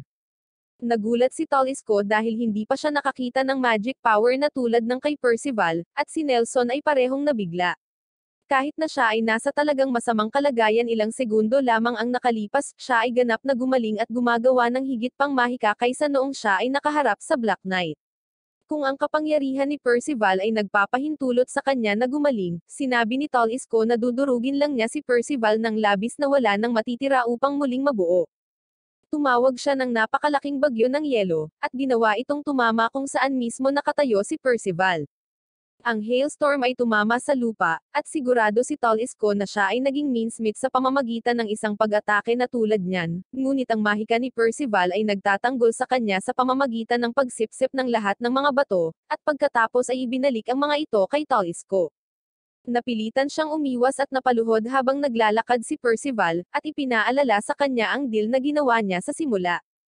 Kung nagawa niyang matamaan si Tol Isko, kailangan niyang sabihin sa kanya ang lahat ng gusto niyang malaman at ayusin si Oscar. Si Tol Isko ay sumigaw sa galit dahil siya ay natatalo at inihampas ang kanyang palakol kay Percival, ngunit ang palakol ay hindi nakakakuha ng kahit isang patak ng dugo. Ilang beses pa siyang umindayog sa kanya, ngunit matatag pa rin ang pagkakatayo ni Percival. Pinupuri ni Tol Isko ang mga kakayahan sa pagtatanggol ni Percival, ngunit iniisip niya na hindi siya matatamaan ng maliliit niyang kamay, ngunit sa isang iglap nataman siya. Ngayong nagawa na ni Percival na matamaan si Tol Isko, hinihiling niyang malaman kung ano ang ginawa niya kay Oscar na naging dahilan upang siya ay maging ganito. Siya ay isang mabait na tao na nagbigay ng gamot sa mga fairies, at inampon ang isang ligaw na higanti. Bakit kailangan niyang magdose ng ganito? Sinabi ni Tol Isko na iyon ang problema. Dahil ang pagliligtas sa ibang nilalang bukod sa tao ay kabalbalan. Sinabi niya na ang ninanais ni King Arthur ay isang mundo kung saan ang lahat ng iba pang mabababang lahi ay naalis na, at tanging ang mga taong dalisay ang dugo ang maaaring mamuhay ng payapa. Binalaan ni Tol Isko si Oscar na huwag tulungan ang ibang mga lahi sa kagubatan, ngunit hindi niya pinakinggan ang babala at patuloy na tinulungan sila, kaya naman ginawa niyang halimaw si Oscar. Iniisip ni Percival na iyon ang pinakamasamang dahilan na narinig niya para gawing halimaw ang isang tao, ngunit naninindigan si Tol Isko sa kanyang kapuotang panlahi. Pagkatapos ay ginamit ni Tol Isko ang kanyang mahika upang kontrolin ang panahon muli, at ipatawag ang kidlat kay Percival. Direktang tumama ang kidlat ngunit hindi na ito muling napinsala dahil ang mahika ni Percival ay nagtatanggol sa kanya at sumisipsip ng kidlat. Tumakbo siya patungo kay Tol Isko gamit ang kidlat, at ginamit ito bilang kanyang sariling pag-atake. Habang sa wakas ay nakilala na siya ni Tol Isko bilang isa sa 4 na Four Knights of the Apocalypse, nagawa niyang iwasan si Percival at iniisip na ito ay isang magandang pagkakataon upang matiyak na ang propecia ay hindi mangyayari, sa pamamagitan ng pagpaslang kay Percival. Yung iba naman ay pumunta kay Percival at sinasabi sa kanya na ang kanyang kapangyarihan ay parang nahuhubog kung ano man ang kanyang naiisip, kaya dapat mag-imagine siya ng sandata ngunit siguraduhing hindi ito pana dahil si Percival ay mahina pa rin sa paggamit ng mga iyon. Ginagamit ni Tol Isko ang kanyang pinakamalakas na pag-atake, na bumubuo ng isang ibon mula sa lahat ng kapangyarihan na mayroon siya, at ito ay lumilikha ng isang imahe sa isip ni Percival ng oras na siya ay nagluto ng isang rock bird para sa hapunan. Kaya, gumawa siya ng kutsilyo at pinayagan ang iba na magluto.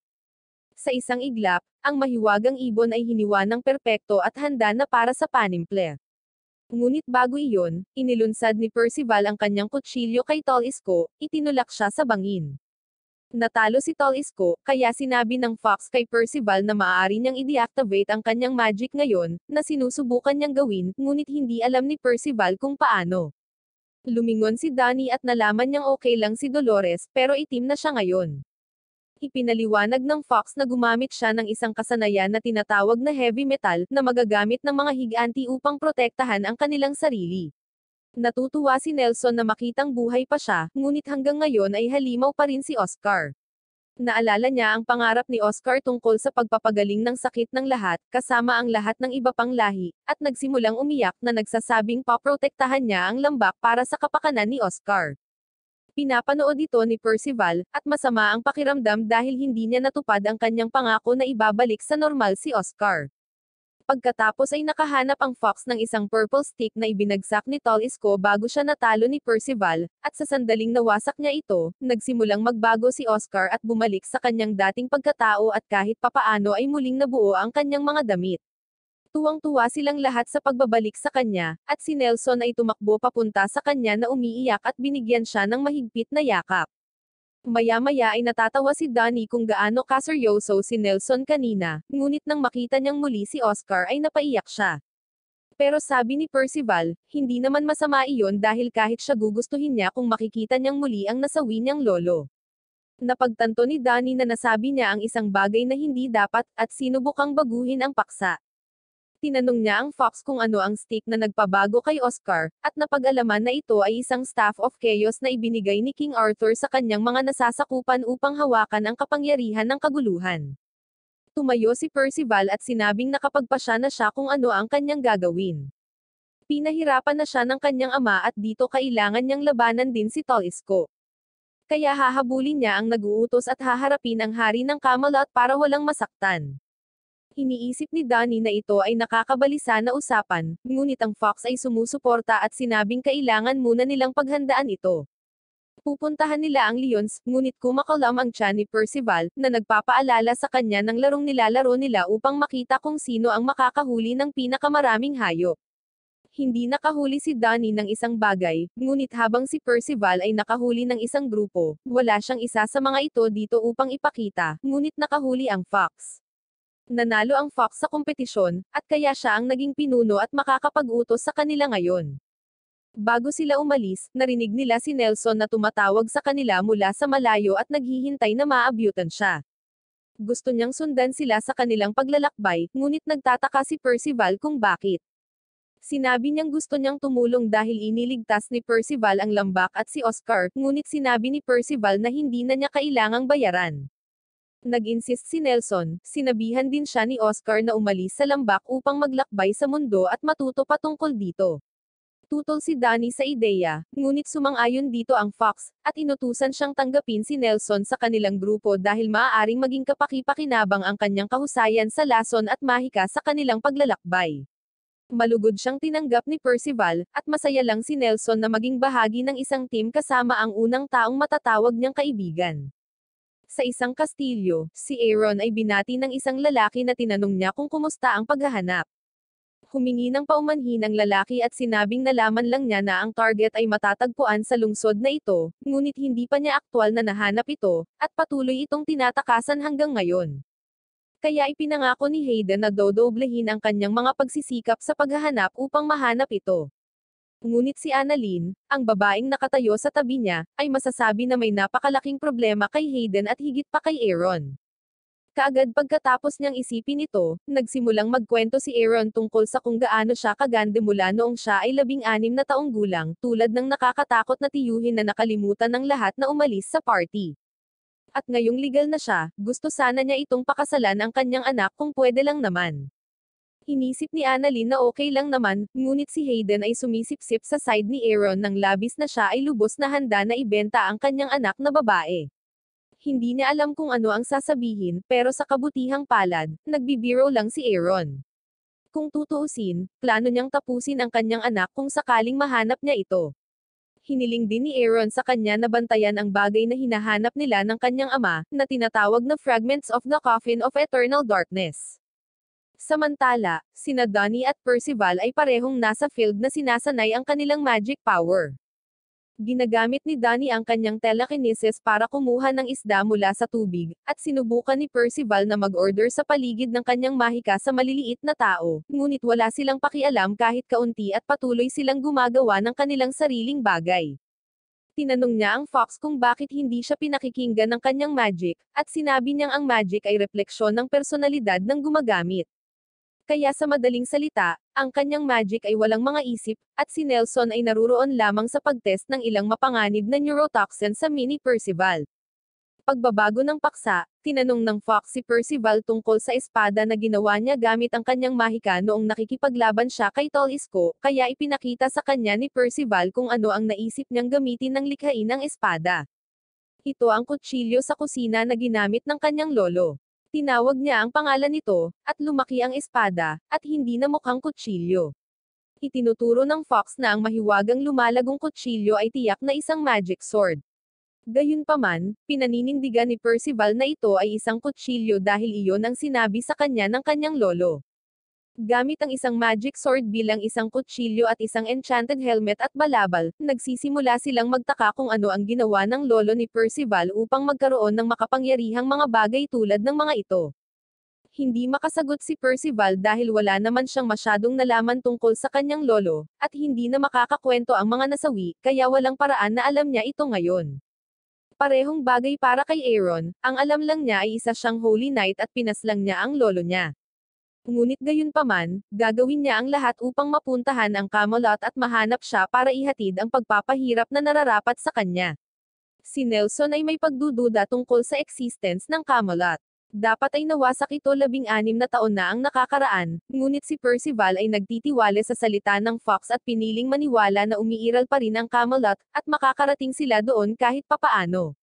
Kung nais ni Percival na magtiwala kay Fox kung gayon ang iba ay handang sumama sa kanya. Kaya tinapos nila ang usapan at umupo para magpahinga. Matapos nilang kainin ang mga isda na kinuha ni Danny sa tubig, lahat sila ay nabusog at nahihirapang gumalaw. Habang puno ng catamaran dahil sa paglamon ng pagkain, nais ni Percival na mapalipad siya ng kanyang salamangka para hindi na niya kailangang harapin ang paglalakbay, ngunit pagkatapos ay naalala nila na may isang uri ng teleportation device ang Fox noong una silang nagkita, at hiniling sa kanya na gamitin ito muli upang dalhin sila sa kaharian ng Leons. Gayunpaman, sinabi niya sa kanila na hindi niya magagawa ito dahil ginamit na niya ang huling isa sa mga magic ball na iyon noong nakaraang pagkakataon. Masama ang loob nina Donnie at Percival at nagtanong kung bakit hindi na lang niya dinala ang mga ito sa Lyonesse noon, pero ang sagot niya ay hindi niya maiisip iyon sa init ng panahon noon. At dahil wala silang pera para sa isang Uber, kailangan na lang nilang tanggapin na kailangan nilang maglakad. Tinanong ni Nelson kung nagkataon na pinag-uusapan nila ang tungkol sa isang magic ball, dahil narinig niya na ang isa sa Seven Deadly Sins, Magic Merlin, ay tinataka ng ilang magic powers ng iba't ibang uri sa orbs. Ngunit higit sa lahat, mayroon din siyang silid-aklatan na puno ng iba't ibang lason kung kaya't medyo nasasabik si Nelson at naging sanhi ng pagkagat ng kanyang labi. Kailangang pumasok si Percival para pigilan siya sa paggawa ng permanenteng pinsala. Naglalakad sila at kalaunan ay nakarating sa nayo ng Sustane, at sa pagdating nila, nagsimulang mag-react ang mahika ni Percival sa isang bagay, na nagdidirekta sa kanya patungo sa puno na may nakabaon sa ilalim nito. Hindi pinapansin ang posibilidad na maaaring nilapastangan niya ang libingan ng isang tao. Hinukay ito ni Percival at nakita ang isa sa mga pira-pirasong kabaong na iyon. Mukhang alam ng Fox kung ano iyon, at gayon din si Annalyn habang nagpapakita siya sa likod ng grupo at tinatanong sila kung bakit sila nandito habang pinagbabantaan din sila. Sa palagay niya ay narito sila upang ibigay ang fragment na iyon sa Holy Knights, ngunit sinubukan ni Donnie na ipaliwanag na nagkataon lang na nahanap nila ang bagay na ito. Ngunit hindi siya naniniwala sa kahit isang segundo na paliwanag nila na dumaan lang sila sa bayan, at naghukay ng butas kung saan aksidenteng nabaon ang fragment. Hinugot niya ang kanyang espada nang hindi pinaniniwalaan ang mga paliwanag nito, at inilabas ni Donnie ang kanyang kutsilyo upang ipagtanggol ang kanyang sarili, ngunit hindi man lang nakalaban at biglang bumagsak sa lupa. Nakita ni Nelson na nalipol si Donnie at nagpa siya doon na ayaw niyang makipag-away sa kanya, ngunit gusto niyang labanan siya, kaya wala siyang pagpipilian kundi bumagsak din sa lupa.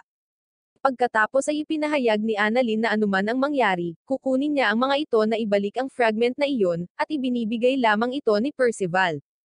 Kadalasan ay hindi ganoon kadali, kaya nagtataka si Annalyn, ngunit hindi pa rin siya naniniwala na inosente sila.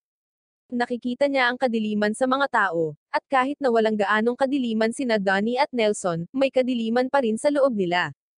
Gayunpaman, pagdating kay Percival, ang kanyang utak ay masyadong malinis upang maghawak ng anumang kasinungalingan, kaya siya ay ganap na malinis. Kaya napagtanto ni Annalyn na nagsasabi siya ng totoo nang sabihin niyang hindi nila sinasadyang nahukay ito. Sinusundan lang nila ang maliliit na nilalang na ito, kaya wala silang ideya kung ano ang kanilang hinuhukay. Tinanong nila siya kung sino ang Holy Knight na sinasabi niya kanina, ngunit naputol ang kanilang pag-uusap ng isang katulong na dumating para sunduin siya dahil kasalukuyang hinahanap siya ng Panginoon. Sinusubukan niyang itago ang fragment dahil hinahanap ng lahat sa bayan ang bagay na iyon. Itinago niya ito sa balabal ni Percival, na hinihiling sa kanya na huwag ipakita ito sa sinuman, kung hindi, makukuha ni Aaron ang bagay na ito sa kanyang mga kamay. Nang marinig ang pangalang iyon, marami ang gustong itanong ni Percival, ngunit napahinto siya dahil kailangan ng umalis ni Annalyn ngayon. Ang mga lalaki ay nakakuha ng silid sa isang inn at nagtataka kung ano ang bagay na mayroon sila. Dahil labis na nag-aalala si Annalyn na itago ito, sinabi ng Fox na alam niya kung ano ito, ngunit ito ang unang pagkakataon na personal niyang nakita ito. Ito ay isang fragment ng Coffin of Eternal Darkness, isang maalamat na mahiwagang bagay na nilikha ng isang higanteng craftsman matagal na ang nakalipas.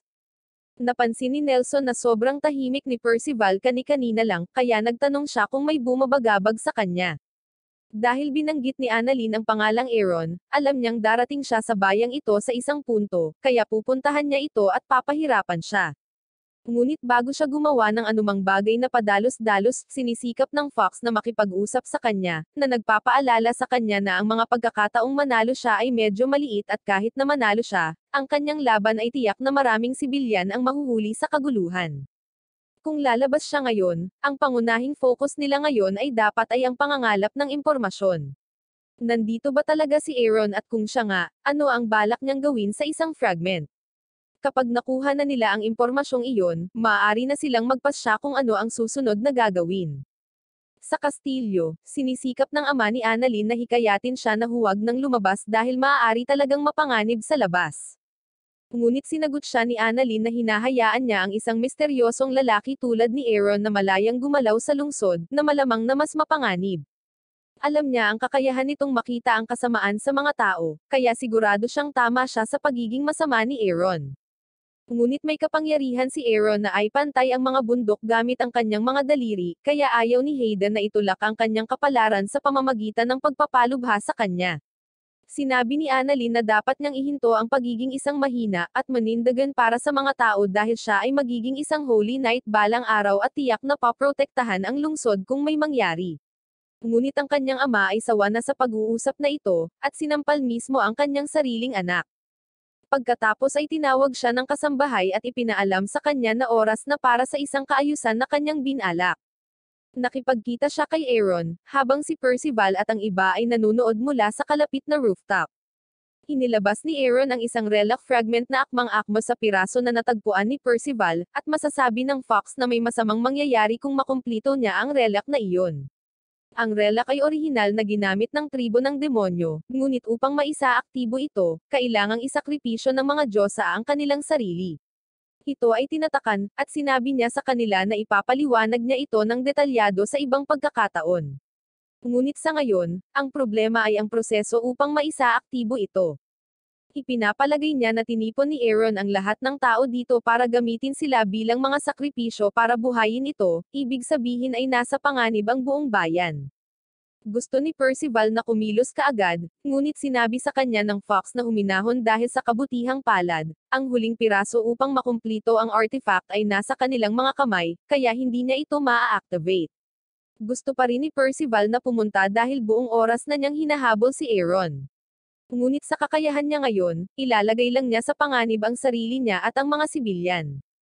Nagsisinungaling si Aaron, humihingi sa mga mamamayan ng kanilang kooperasyon sa kanyang planong tapusin ang seremonya dahil ililigtas sila nito. Ngunit hindi uupo si Annalyn at pakikinggan ang lalaking ito na parang politiko sa panahon ng halalan. Tinatawag niya siya, ngunit nagpapanggap lang si Aaron na parang nagkakamali siya. Gayunpaman, pagkatapos sabihin ni Annalyn na ang kanyang magic power ang nagpapahintulot sa kanya na makita ang kanyang mga kasinungalingan, hinawakan siya nito at handa na patahimikin si Annalyn. Tumakbo ang Fox pabalik sa inn para isecure ang piraso ng relic, habang si Percival ay tumalon pababa at ginulo si Aaron para hayaan silang makatakas ni Annalyn. Si Aaron ay naglunsad ng isang pag-atake, ngunit ito ay halos nakakaligtaan ang mga ito. Tumakas sila sa ilalim ng takip ng alikabok, habang ang Fox at ang iba ay bumalik sa bahay tuluyan. Nakita nila ang katulong na hawak ang relic fragment, at pagkatapos ay nag-transform sa bagay na ito bago lumipad palayo, at iniabot ito kay Aaron. Sa wakas ay natauhan na si Hayden at sinubukang pigilan si Aaron, ngunit siya ay masyadong mahina at huli na ang lahat dahil pinagsama-sama niya ang mga piraso. Ipinaalam ng Fox sa iba ang sitwasyon, at sinabi sa kanila na kailangan nilang itigil ang ritual bago mapaslang ni Aaron ang lahat ng tao sa lungsod. Kung kaya nilang makakuha ng kahit isang piraso, ito na ang kanilang tagumpay. Sumang-ayon silang lahat na tumulong na itigil ang ritual, ngunit nakikita ni Annalyn na nagsisinungaling ang Fox tungkol sa isang bagay dito. Bago sila umalis, pinaalalahanan ng Fox si Percival na huwag labanan si Aaron ng direkta dahil siya ay hindi bababa sa 10 beses na mas malakas kaysa sa kanya ngayon. Kaya lahat sila ay tumakbo para magawa ang kanilang mga tungkulin. Sinimula ni Aaron ang ritual, at habang ginagawa niya ito, ang itim na bagay ay nagsimulang bumangon mula sa lupa at lumipad patungo sa lungsod upang tanggapin ang sakripisyo. Sa sandaling tumama ito sa lupa, bumaba dito at nagiging isang halimaw na bato na may kahindak-hindak na jawline, at gayon din ang anumang bagay na nahawakan ng kadiliman ay nagiging isang halimaw na gustong kumagit sa mga tao.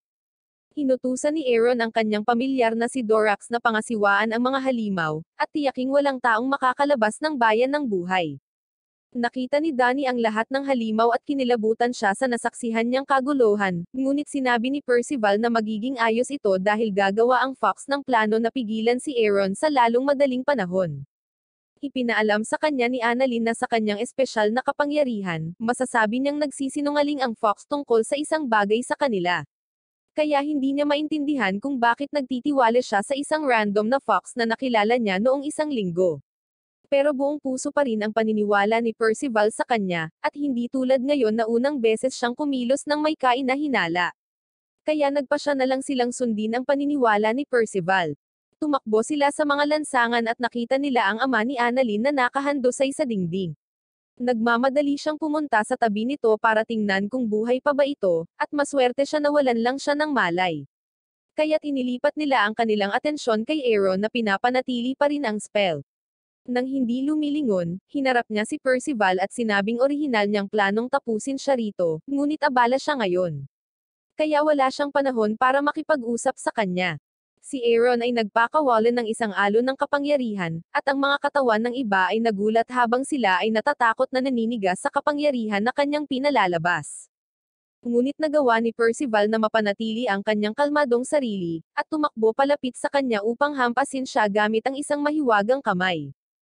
Gayunpaman, hindi ito nagdudulot ng pinsala dahil ang salamangka ay napapawi ni Aaron bago ito tumama sa kanya. Ang iba ay hindi makapaniwala na kaya niyang kontrahin ang ganoong pag-atake ng hindi man lang lumilingon, ngunit pilit nilang pinapaalalahanan si Percival na ang kanyang misyon ay hindi upang talunin si Aaron kundi upang ihinto ang ritual. Hindi ito nakakalimutan ni Percival, kaya ginamit niya ang kanyang mahika na maliliit na Percival para sundan ang Coffin of Darkness. Ngunit nang sinubukan nilang sirain ito, nawasak sila sa isang kislap ng kapangyarihan. Muling naglaho ang mahika ni Percival, at nalilito siya kung bakit hindi ito gumana. Nang makitang dumiretso si Percival sa coffin sa halip na siya, masasabi ni Aaron na ang tunay niyang layunin ay itigil ang ritual. Ngunit sinabi ni Percival na hindi niya kailangang kumpirmahin iyon, dahil maaaring siya ay talagang banta sa pagkakataong ito. Itinaas ni Aaron ang kanyang mga daliri at nagsimulang mag-cast ng Null Cross, at si Percival ay may personal na karanasan sa kung ano ang maaaring gawin ng mga bagay na iyon. Kaya binabalaan niya ang lahat na umiiwas sa strike bago ito makumplito.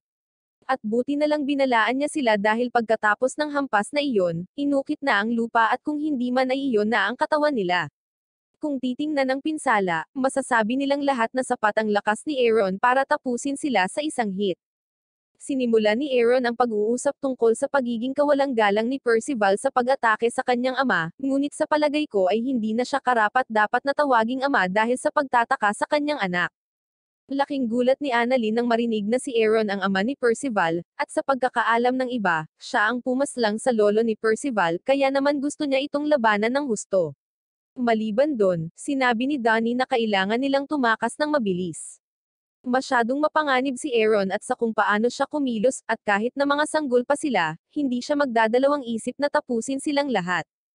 Tinanong ni Nelson kung ano ang mangyayari sa mga taga-nayon kung aalis lang sila, ngunit isang araw lang nakilala ni Donnie ang nayong ito, at wala siyang nakikitang dahilan para isakripisyo ang kanyang sarili para sa mga taong hindi pa niya nakikilala.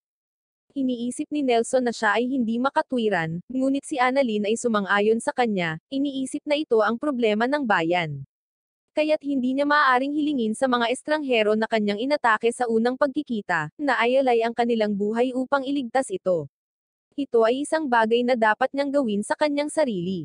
Sinabi ni Nelson na hindi siya tatakas at iiwan sila, ngunit hindi masabi ni Donnie ang parehan bagay dahil agad siyang humakbang at iniwan sila. Patuloy na inaatake ni Percival si Aaron at sinabing kung hindi niya ito mapipigilan sa paggawa ng ritual, babasagin na lang niya ang coffin ng buo. Si Aaron ay hindi nag-iisip na iyon ay isang nakakatawang biro at naglunsad ng ilang mga krus kay Percival. Nagawang iwasan ang mga ito ni Percival sa pamamagitan ng pagtalon pataas, at hiniling sa iba na sundan ang coffin habang pinapanatili niyang abala si Aaron. Pero sa totoo lang, magaan lang itong trabaho para kay Aaron, kaya hindi siya nawawala ng focus sa pakikipaglaban sa kanya. Habang nagsasagupaan sila, ginamit ni Aaron ang kanyang espada para putulin ang magic ni Percival sa dalawa. Pagkatapos ay sinabi niya sa kanya na ang kanyang swordsmanship ay medyo mahusay, ngunit ito ay gagana lamang sa isang ibon sa isang cutting board. Pagkatapos ay itinaas niya ang kanyang espada upang hampasin si Percival minsan at para sa lahat, ngunit pinigilan ito ni Annalyn, na nagalit nang malaman na pinaslang ni Aaron ang kanyang sariling ama at ngayon ay gustong tapusin ang kanyang anak. Naiinis lang si Aaron na ang babaeng ito na patuloy na nagpapanggap bilang isang Holy Knight ay nakikialam na naman sa kanyang mga plano. Patuloy na inaatake siya ni Annalyn at muling ipinahayag na siya ay magiging isang Holy Knight na tunay na magpoprotekta sa bayan mula sa kasamaan, habang pinipigilan ni Aaron ang bawat pag-atake niya nang hindi man lang lumilingon. Pagkatapos ay tinanong ni Aaron kung sa palagay niya ay maaari siyang lumaban sa kanyang mga damit sa ganoong estado, at pagkatapos ay napunit ang kanyang mga damit. Ngunit sa halip na mapahiya, inalis ni Annalyn ang kanyang mga damit ng buo, na nagpapakita na mayroon siyang pangalawang damit sa ilalim ng una niyang damit. Binabayaran niya si Percival sa pagligtas sa kanya kanina kaya hindi siya outraged sa anumang dahilan. Nakita ni Aaron ang kanyang katapangan at humanga siya, sa wakas ay humarap sa kanya at sinabing dapat niyang subukang matamaan siya or kahit isang gasgas lang. Ngunit sa lalong madaling panahon pagkatapos niyang gawin ang kanyang hamon, tumama ang epekto ng nausea at nagsimulang mamanhid ang kanyang katawan. Ito ang gawain ni Nelson habang ginamit niya ang kanyang mahika ng lason upang pahinain si Aaron, at iyon ay ilang magandang pagtutulungan ng magkakasama.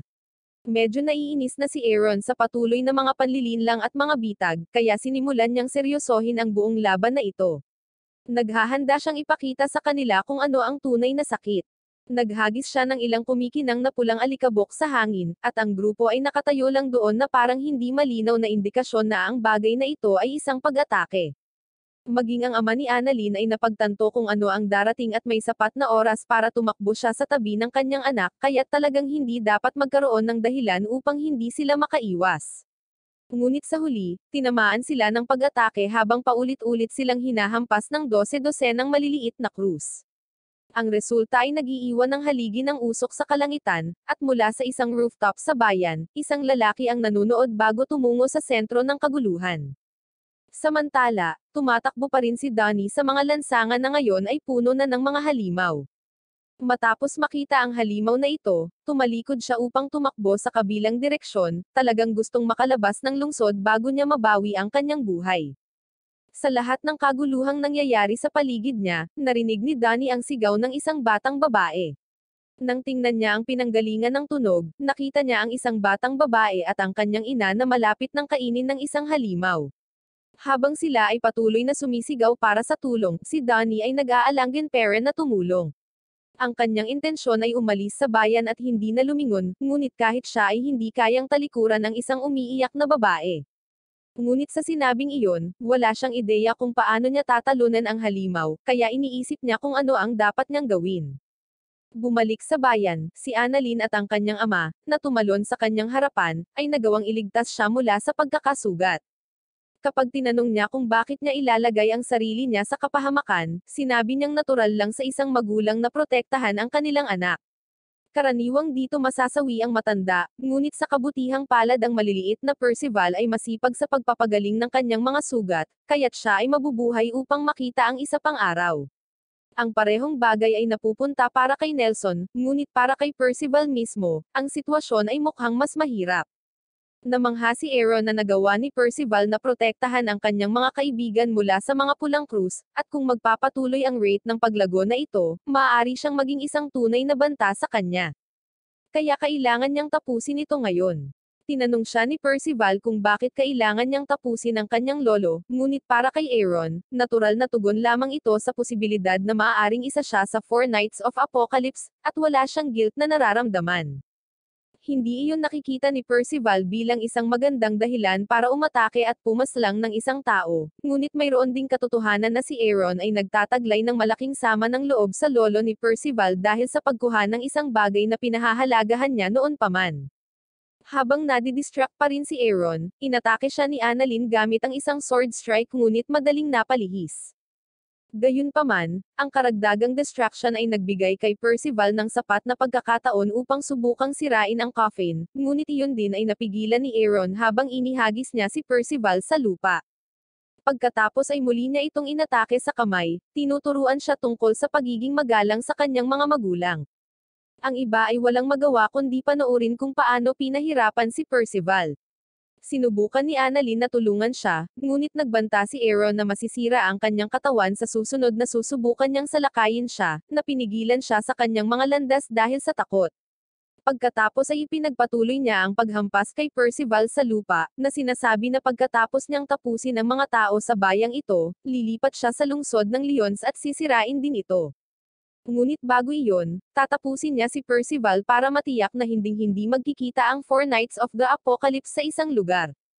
Nakita niya ang salamangka ni Percival na sinusubukang pagalingin ang nasugatan niyang kamay, kaya tinapakan niya ito sa lupa upang pigilan itong gumaling at tinawag na kaawa-awa ang mahika ni Percival. Itinaas niya ang kanyang espada at inatake si Percival sa tiyan, habang ang iba ay nagsusumamo na tumigil siya. At habang tumitingin si Percival sa huling pagkakataon, nakita namin ang liwanag na nawala sa kanyang mga mata. Pagkatapos nito, lahat ng kanyang mahika ay naglalaho, at sigurado si Aaron na nasawi na siya sa pagkakataong ito. Siya ngayon ang tumapos sa isa sa Four Nights of the Apocalypse, kaya't ang natitira na lamang niyang gagawin dito ay tapusin ang lahat ng tao sa bayan para matapos ang ritual. Si Nelson na may luha sa mga mata, ay tumakbo at hinayla ang katawan ni Percival pabalik. Walang pakialam si Aaron sa dalawang iyon, kaya nang nasawi na si Percival, bumalik siya para tapusin ang kanyang ritual. Hindi makapaniwala si Nelson na siya ay nasawi na at sinubukang ibigay sa kanya ang gamot na ginawa niya upang pagalingin ang gorge, ngunit dahil nasawi na si Percival, hindi ito maiinom. Humakbang si Annalyn at sinubukang pakainin siya ng potion gamit ang bibig sa bibig, ngunit hindi pa rin ito maiinom ni Percival. Hindi ito maganda para sa mga prospect na mabuhay pa si Percival. Ngunit sa sandaling nawala ang lahat ng pag-asa, isang mini Percival ang nagpakita, na nagpapahiwatig na si Percival ay buhay pa. Narinig ito ni Aaron at laking gulat niya na kahit papaano ay muling nabuhay si Percival. Ngunit hindi ito mahalaga sa kanya dahil maaari niya itong tapusin muli. Naglunsad siya ng isa pang Red Cross, ngunit pumunta si Nelson sa harap ng katawan ni Percival upang protektahan siya. Dahil sa laso na ginamit sa kanya ni Nelson kanina, ang kanyang mga pag-atake ay humina at mas hindi tumpak, kaya kahit papaano ay nakaligtas si Nelson sa pag-atake na iyon. Binibigyan siya ni Aaron ng huling pagkakataon at sinabihan ang lalaki na umalis sa lugar na ito, at hayaang masawi si Percival kung gusto niyang makaalis ng buhay. Ngunit si Nelson ay hindi tumitinag at kukuha ng maraming hit hanggat kinakailangan para sa kapakanan ni Percival.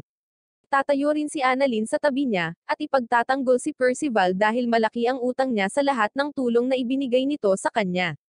Sa muling pakikipag-away niya kay Aaron, dahan-daang bumabawi ang mahika ni Percival habang parami ng parami ang kanyang mini Percival na reforma. Habang patuloy na nakikipaglaban si Annalyn kay Aaron, mas malakas pa rin siya kaysa sa kanya kahit nasa kanyang mahinang estado, kaya nagawa niya siyang gupitan sa gitna ng labanan. Ngunit habang nadidistract si Aaron, ang mahika ni Percival ay bumalik sa buong lakas at mas lumakas pa kaysa dati. Kasabay nito, bumalik si Donnie, na natanto na hindi niya may iwan ang kanyang mga kaibigan upang masawi sa isang lugar na tulad nito.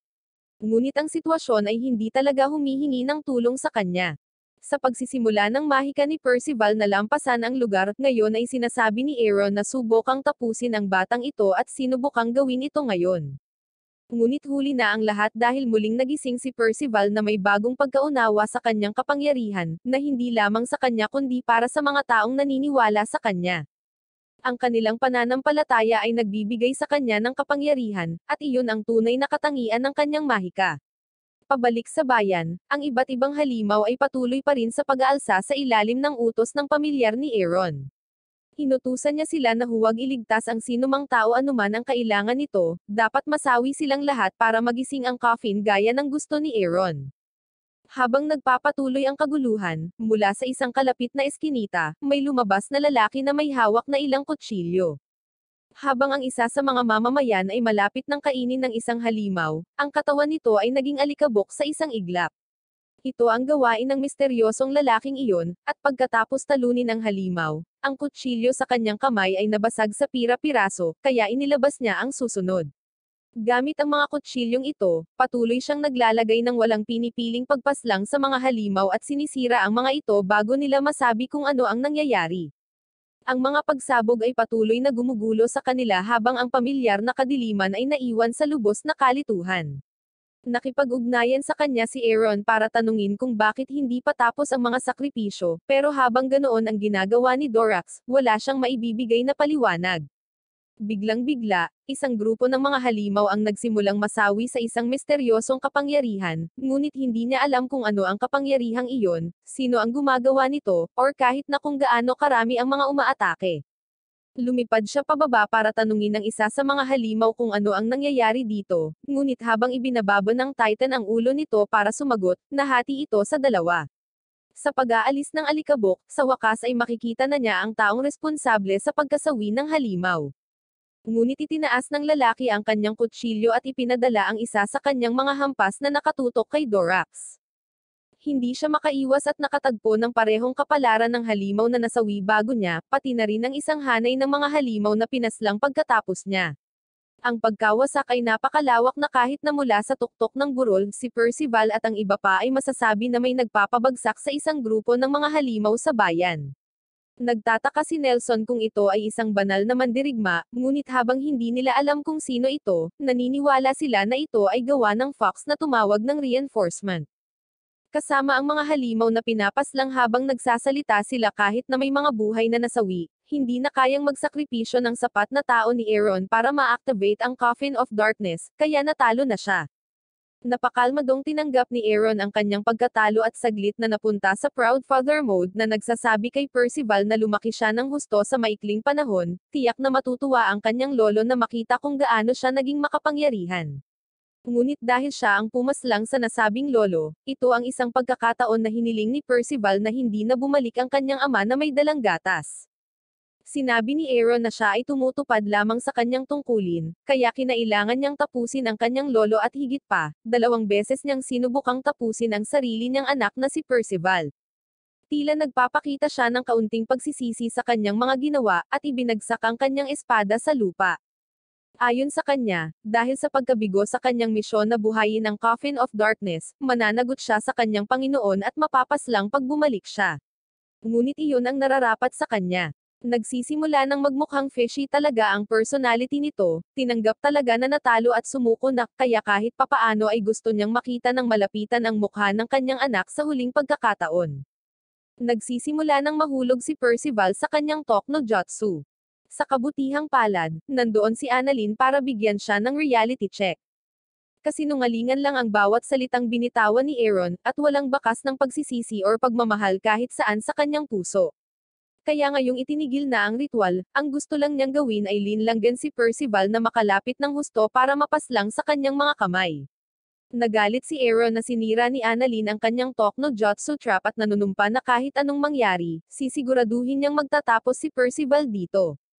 Sinimulan niya ang mabilis na pagpapaputok ng kanyang mga krus sa kanila, na pinilit si Percival na lumipad sa kalangitan upang maiwasan ang mga welga. Si Percival ay patuloy na lumipad sa kalangitan sa napakabilis na bilis, at siya ay may kakayahang kumilos ng napakabilis kaysa sa pag-asa ng kanyang mga kaibigan. Kaya sila talaga ang mga baterya para sa kanyang magic power. Nararamdaman pa rin ni Aaron ang epekto ng lason ni Nelson, kaya hindi niya naipagpatuloy ang kanyang sunod-sunod na pag-atake ng ilang sandali. Sa pambungad na ibinigay niya, si Percival ay naging isang jetfire at naglulunsad sa kanyang mahika para pasabogan si Aaron. Ngunit iyon ay isang distraction lamang dahil ito ay talagang isang screen ng usok na sinadya upang payagan silang makalusot mula sa kanyang likuran.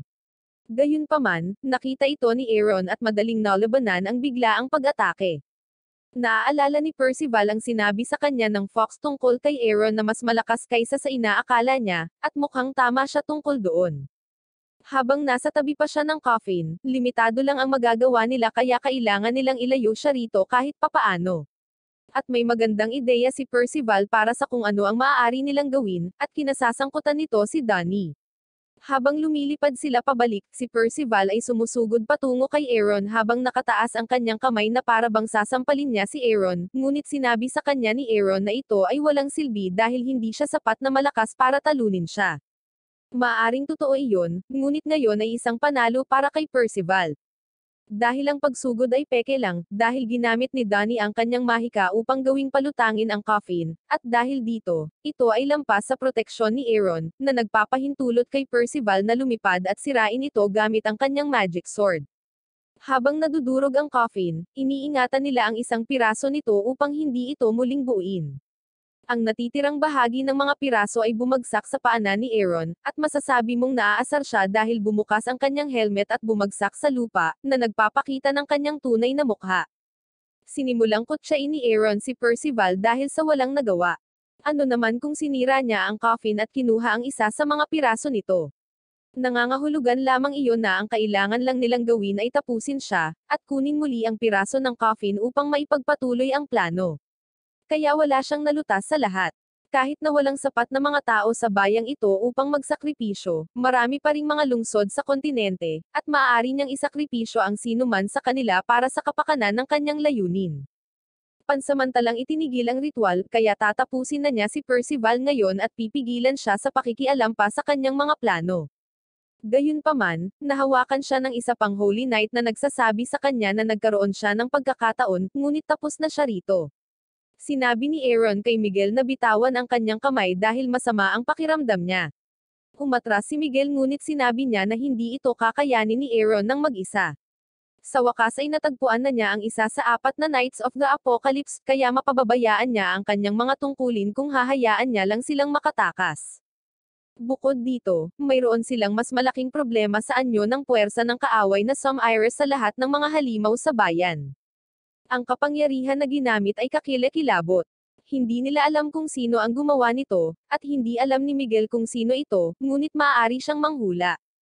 Ang mga halimaw na tinawag ni Aaron ay makapangyarihan, ngunit lahat sila ay napaslang sa isang iglap. Ang tanging taong may isip niya kung sino ang magkakaroon ng uri ng kapangyarihang kailangan para gawin ng isang bagay na tulad niyan, ay isang maalamat na bayani mula sa isa sa 7 deadly sin, or hindi bababa sa isang bagay na katulad nito. Nagulat ang koponan sa pagbanggit ng 7 deadly sins, ngunit nagpatuloy si Miguel. Kung talagang isa sa kanila ang narito, kung gayon siya ay nasa malaking panganib at ayaw niyang manatili upang malaman kung ano ang kanilang gagawin. Kaya gusto niyang umatras si Aaron sa ngayon. Bago sila umalis, pinagmasdan ni Aaron si Percival sa huling pagkakataon habang binibigyan siya ng masama na titig. Pagkatapos ay nawawala sila sa ulap ng usok, at ngayong wala na sila, tuluyang bumalik sa lupa ang grupo at bumagsak dahil sa pagod. Sigurado si Percival na maaari siyang masawi doon, ngunit talagang nasawi siya sa isang punto. Excited si Donnie dahil nagawa niyang makipaglaban sa pinakamagaling sa Holy Knights, kahit na panandalian lang. Ngunit pinaalalahanan siya ni Annalyn na siya ay tumakas noong una. Dagdag pa, kung hindi dahil kay Percival, malamang na nasawi na sila dito. Ano paman, lahat sila ay nagtulungan at nagawang talunin si Aaron. Tumawag sa kanya ang ama ni Annalyn, natutuwang makitang ligtas siya. Tumakbo si Annalyn at niyakap siya, parehong masaya na buhay siya. Pero ngayong alam niyang okay na siya, kinukulit niya ito tungkol sa pagiging tama niya tungkol kay Aaron. Bumalik ang Fox, at nagmadali ang mga lalaki para tanungin siya kung sino ang tinawagan niya para tapusin ang mga halimaw sa bayan. Nagsisinungaling siya at sinabing tinawag niya ang ilang kaibigan mula sa kagubatan, ngunit hindi ito pinapaniwalaan ni Donnie. Gayunpaman, pinaniwalaan ni Percival ang kanyang buong sinabi habang patuloy siyang nagtatanong kung anong mga uri ng hayop sila. Ngayong tapos na ang laban, bumalik na siya sa dati niyang pagiging kweler. Ngunit nang maglaon, nakita natin si Percival na nakikipagpunyagi sa kanyang mga panloob na demonyo, habang naiintindihan niya ang katotohanang si Aaron ay talagang kanyang ama dahil halos kamukha niya ang kanyang lolo. Si Aaron ay nagbibigay ng ulat sa kanyang Panginoon at pinagtatawanan dahil sa pagkabigo sa kanyang misyon, at ang pumihil sa kanya ay isa sa 4 Knights of the Apocalypse.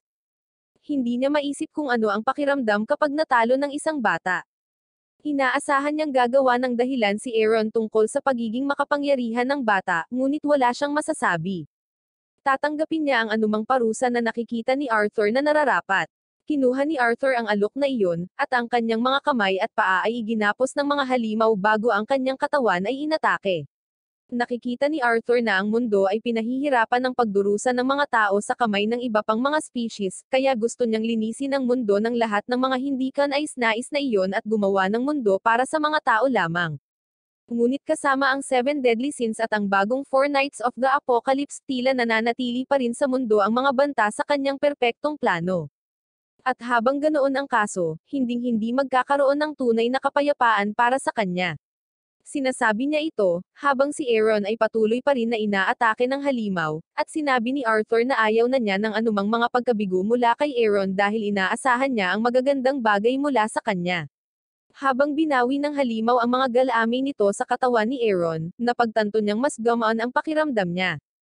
Ipinaalam sa kanya ni Arthur na ang pag-atake ay upang alisin ang lason sa kanyang sistema mula sa kanyang huling labanan. Nangako si Aaron na hindi siya bibiguin, ngunit may isa pang misyon na nasa isip si Arthur para sa Holy Knight. Sa digmaang ito, napakatagal na nilang nakatalikod, at nakakuha lang sila ng kaunting lupa dahil tinignan nila ang hinaharap gamit ang pangitain. Tinanong ni Aaron kung gusto niyang nakawin niya ang Vision Artifact, ngunit hindi iyon. Ito ay isang bagay na mas mahalaga kaysa doon. Gusto niyang umalis si Aaron para manghuli ng asawa para sa kanya. Pabalik sa grupo, nagpapasalamat ang ama ni Annalyn sa kanilang pagligtas sa kanilang bayan. Gayunpaman, mayroon pa ring malaking pinsala sa ari-arian at mga nasawi. Makakapagbuo pa rin sila sa paglipas ng panahon, kaya malaki ang utang na loob niya sa kanila. Kinilala ng ama ni Annalyn si Aaron sa pamamagitan ng kanyang asawa, at ayon sa kanya, isa itong mabuting tao na nagtataguyod ng hustisya.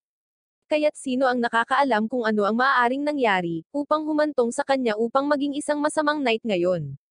Bago sila umalis, may huling pabor siyang hihilingin sa kanila.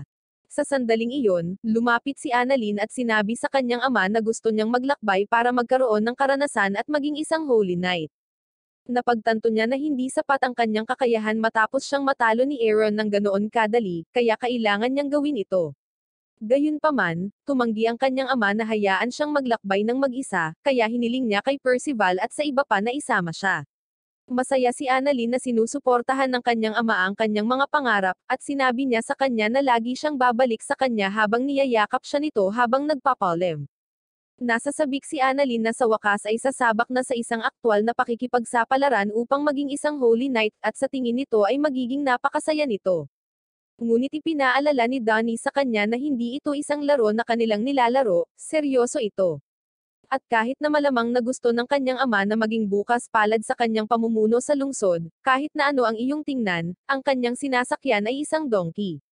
Sinabi ni Annalyn, na walang galang na insultuhin ang kanyang kabayo, na naging matalik na kaibigan niya mula pa noong bata pa siya, ibig sabihin ay nagkaroon siya ng grand total na 0 na kaibigan bago ang mga kamakailang kaganapan. Ito ay makatuwiran dahil ang kanyang kakayahang makakita sa pamamagitan ng mga kasinungalingan ay malamang na hindi siya kaibig-ibig sa ibang mga bata. Ngunit hindi na iyon mahalaga ngayon dahil mayroon siyang mga aktwal na kaibigan sa anyo ni na Percival at ang iba pa. Nahihiya si Annalyn at sinabing hindi niya kailangan ng awa nila. Wala siyang kaibigan dahil pinili niyang walang kaibigan.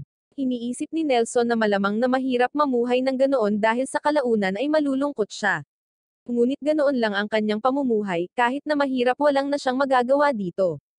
Sinisikap ni Percival na pagaanan ang mood sa pamamagitan ng pagbibiro tungkol sa kung paanong maikli at matigas ang mga binti ng donkey, at tinapik siya sa gilid. Nabigla doon ang donkey at sinipa si Percival sa langit. Matapos mabawi ang katawan ni Percival, siya ay ganap na nabalisa at kinakaladkad ni Nelson, na nagsisimulang maghangad na makakuha sila ng isang cart upang magamit ng donkey. Sumang-ayon si Donnie, ngunit sa tingin ni Annalyn ay nakakainis lamang sila at nagbabala na kung sila ay masyadong mabagal, maaaring iwanan niya sila. Ibinaling ng donkey ang kanyang ulo, at mukhang sang-ayon sa sinabi ni Annalyn.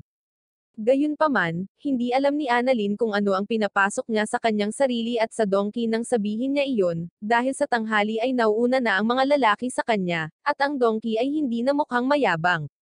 Maaring siya ay isang kabayo, ngunit hindi ganoon ang pagkakagawa sa kanya, kaya sila ay naghihintay sa kanya.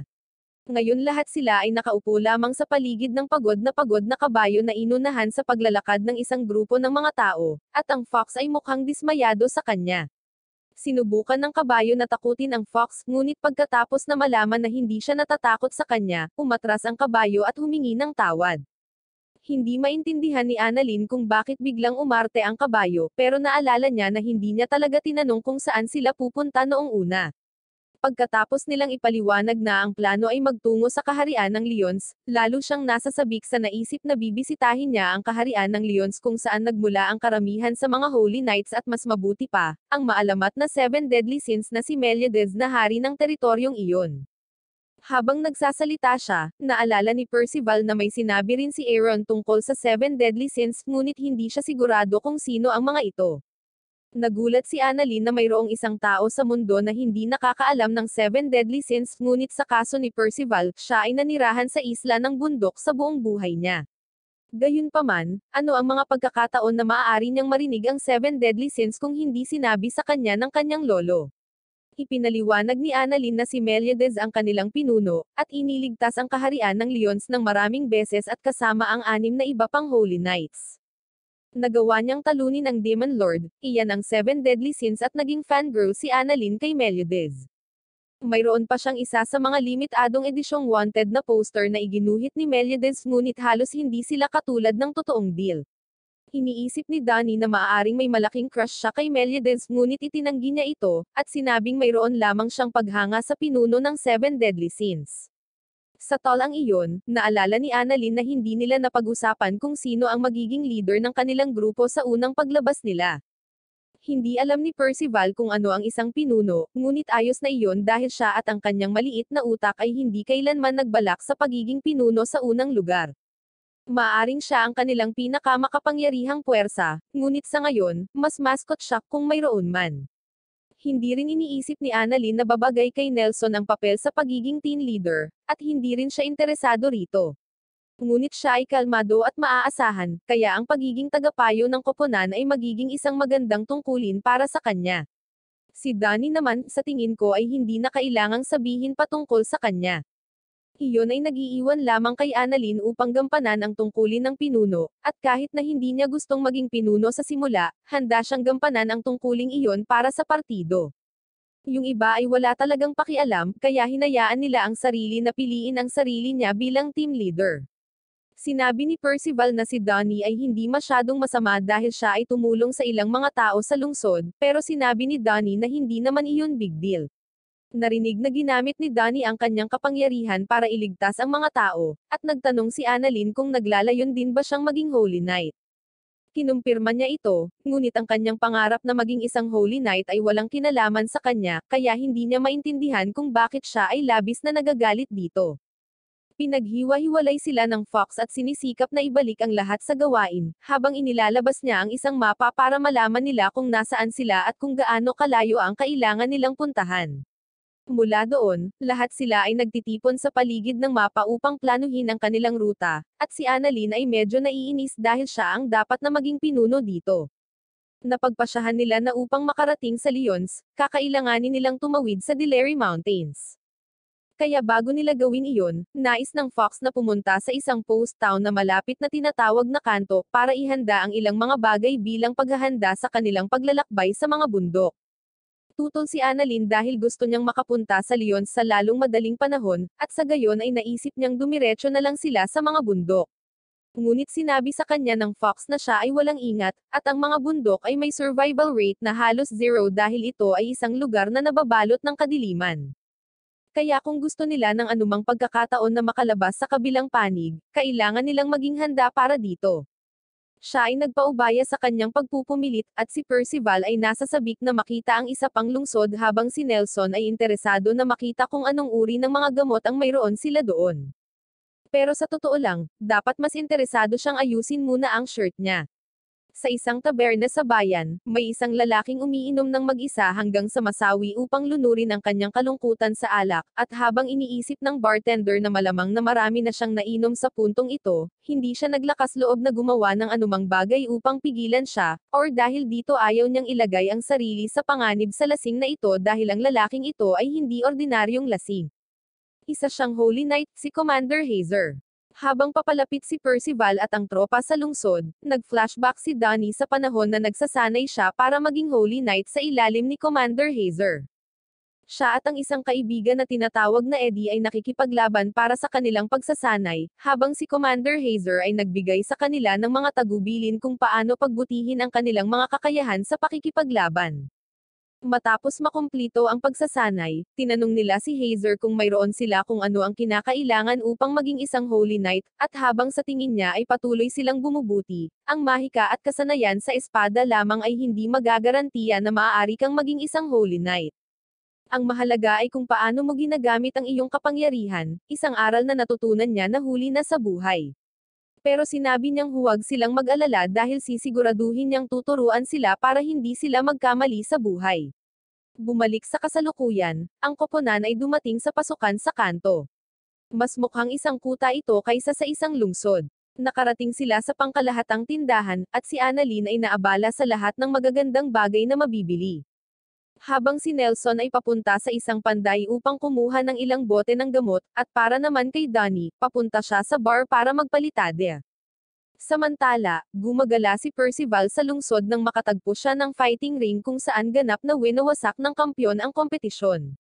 Ngunit tinitipon silang lahat ng Fox at sinabing kailangan muna nilang mag-secure ng mga matutuluyan bago sila gumawa ng anumang bagay, kaya lahat sila ay tumungo sa inn upang kumuha ng ilang mga silid at isang kwadro. Sinabi ng innkeeper na mayroong available na mga kwarto, at nagkakahalaga ito ng 22 silver na piraso. Pero wala silang pera kasi binigay ng Fox ito kay Annalyn para i-manage, kasi siya ang leader. Ngunit pagkatapos ay nakita na bitbit niya ang napakalaking bag ng mga bagay-bagay, kaya maaari silang magsimulang magsisi sa pagpapalam sa kanya sa halalan sa unang lugar. Marami siyang binili, at habang ang ilan sa mga ito ay talagang kapaki-pakinabang tulad ng mga bagong damit at kumot, mayroong isang grupo ng gamit na mga walang silbi at mamahaling bagay na binili niya para sa kanyang sarili doon. Kaya 3 pilak na lang ang natitira sa kanila sa 10 gintong ibinigay sa kanya ng Fox. Siya ay nagagalit sa kanyang kumpletong kawalan ng pagtitipid sa kanilang pera, at tinawag siyang isang kakilakilabot na pinuno. Hindi siya mahilig mapag-alitan pero alam din niyang tama siya sa sobrang paggastos niya. Kaya sa sobrang galit, kinuha niya si Percival para ibalik ang lahat ng walang silbing bagay na binili niya. Pansamantala, dinala ni Donnie si Nelson sa isang bar para uminom, ngunit dahil hindi umiinom si Nelson, nag-order na lang siya ng isang baso ng gatas para sa kanya. Mula sa likuran, lumakad si Hazer, at matapos siyang makita, napaatras si Donnie sa takot, ipinaalam kay Nelson na ang lalaking ito ay isang holy knight at pati na rin ang kanyang tiyuhin. Hindi makakuha ng refund si Annalyn, kaya ginawa niya ang susunod na pinakamahusay na bagay at dinala si Percival sa wrestling contest sa itaas kung saan madali niyang natalo ang lahat ng mga kalahok. Nang maibalik ang kanyang pondo, bumalik si Annalyn sa ibaba para bumalik sa iba pang grupo sa bar. Sinusubukan ni Donnie na makipag-usap sa kanyang tiyuhin, ngunit ang matanda ay lasing na lasing pa rin at napakaalat tungkol sa pag-skip ni Donnie sa pagsasanay noong mga nakaraang taon. Nabagsak ni Donnie ang piraso ng coffin at nang mapansin ito ng kanyang tiyuhin, inagaw niya ito sa kanyang kamay, na sinasabing ninakaw ito ni Donnie sa kung saan. Tinanong niya kung alam pa nga ba ni Donnie kung ano iyon, at alam niyang tinatakpan nito ang ilang mga demonyo, ngunit sinadya niyang panatilihin itong ligtas. Kaya hiniling niya kay Hazer na ibalik ito sa kanya. Gayunpaman, alam mo kung ano ang sinasabi nila tungkol sa mga lasing na tiyuhin, at si Donnie ay natututo mismo habang siya ay nahulog sa sahig mula sa puwersa.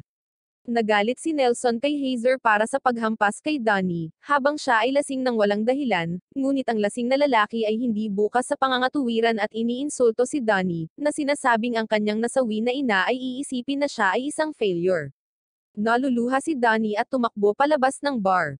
Habang kakapasok lang ni Annalyn kasama si Percival, masaya sa kanilang mga panalo, iniisip niya kung ano ang maaaring nangyari kay Donnie.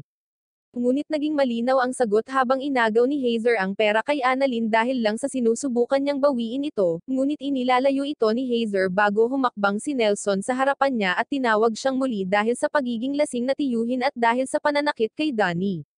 Nabalitaan ni Percival na sinaktan ni Hazer ang kanyang kaibigan, at handa na siyang makipaglaban. Sa unang tanda ng laban, inilabas ng lahat ang kanilang mga telepono upang i-record habang sila ay sumisigaw ng laban. Ayaw ni Hazer na lumaban sa bawat sibil kaya iminumungkahi ni Nelson na magkaroon sila ng paligsahan sa pag-inom upang ayusin ang mga bagay-bagay. Ngunit habang ang mga inumin ay isinasagawa, ipinahayag ni Nelson na sa palagay niya ay may mali sa bayang ito. Ngunit medyo huli na dahil nawala ng malay sina Percival at Annalyn, at kapwa sila ni Hazer ay napapaligiran ng mga magnanakaw, lahat ay pinamumunuan ni Eddie, ang isa pang alagad ni Hazer, at ang kapatid ni Donnie.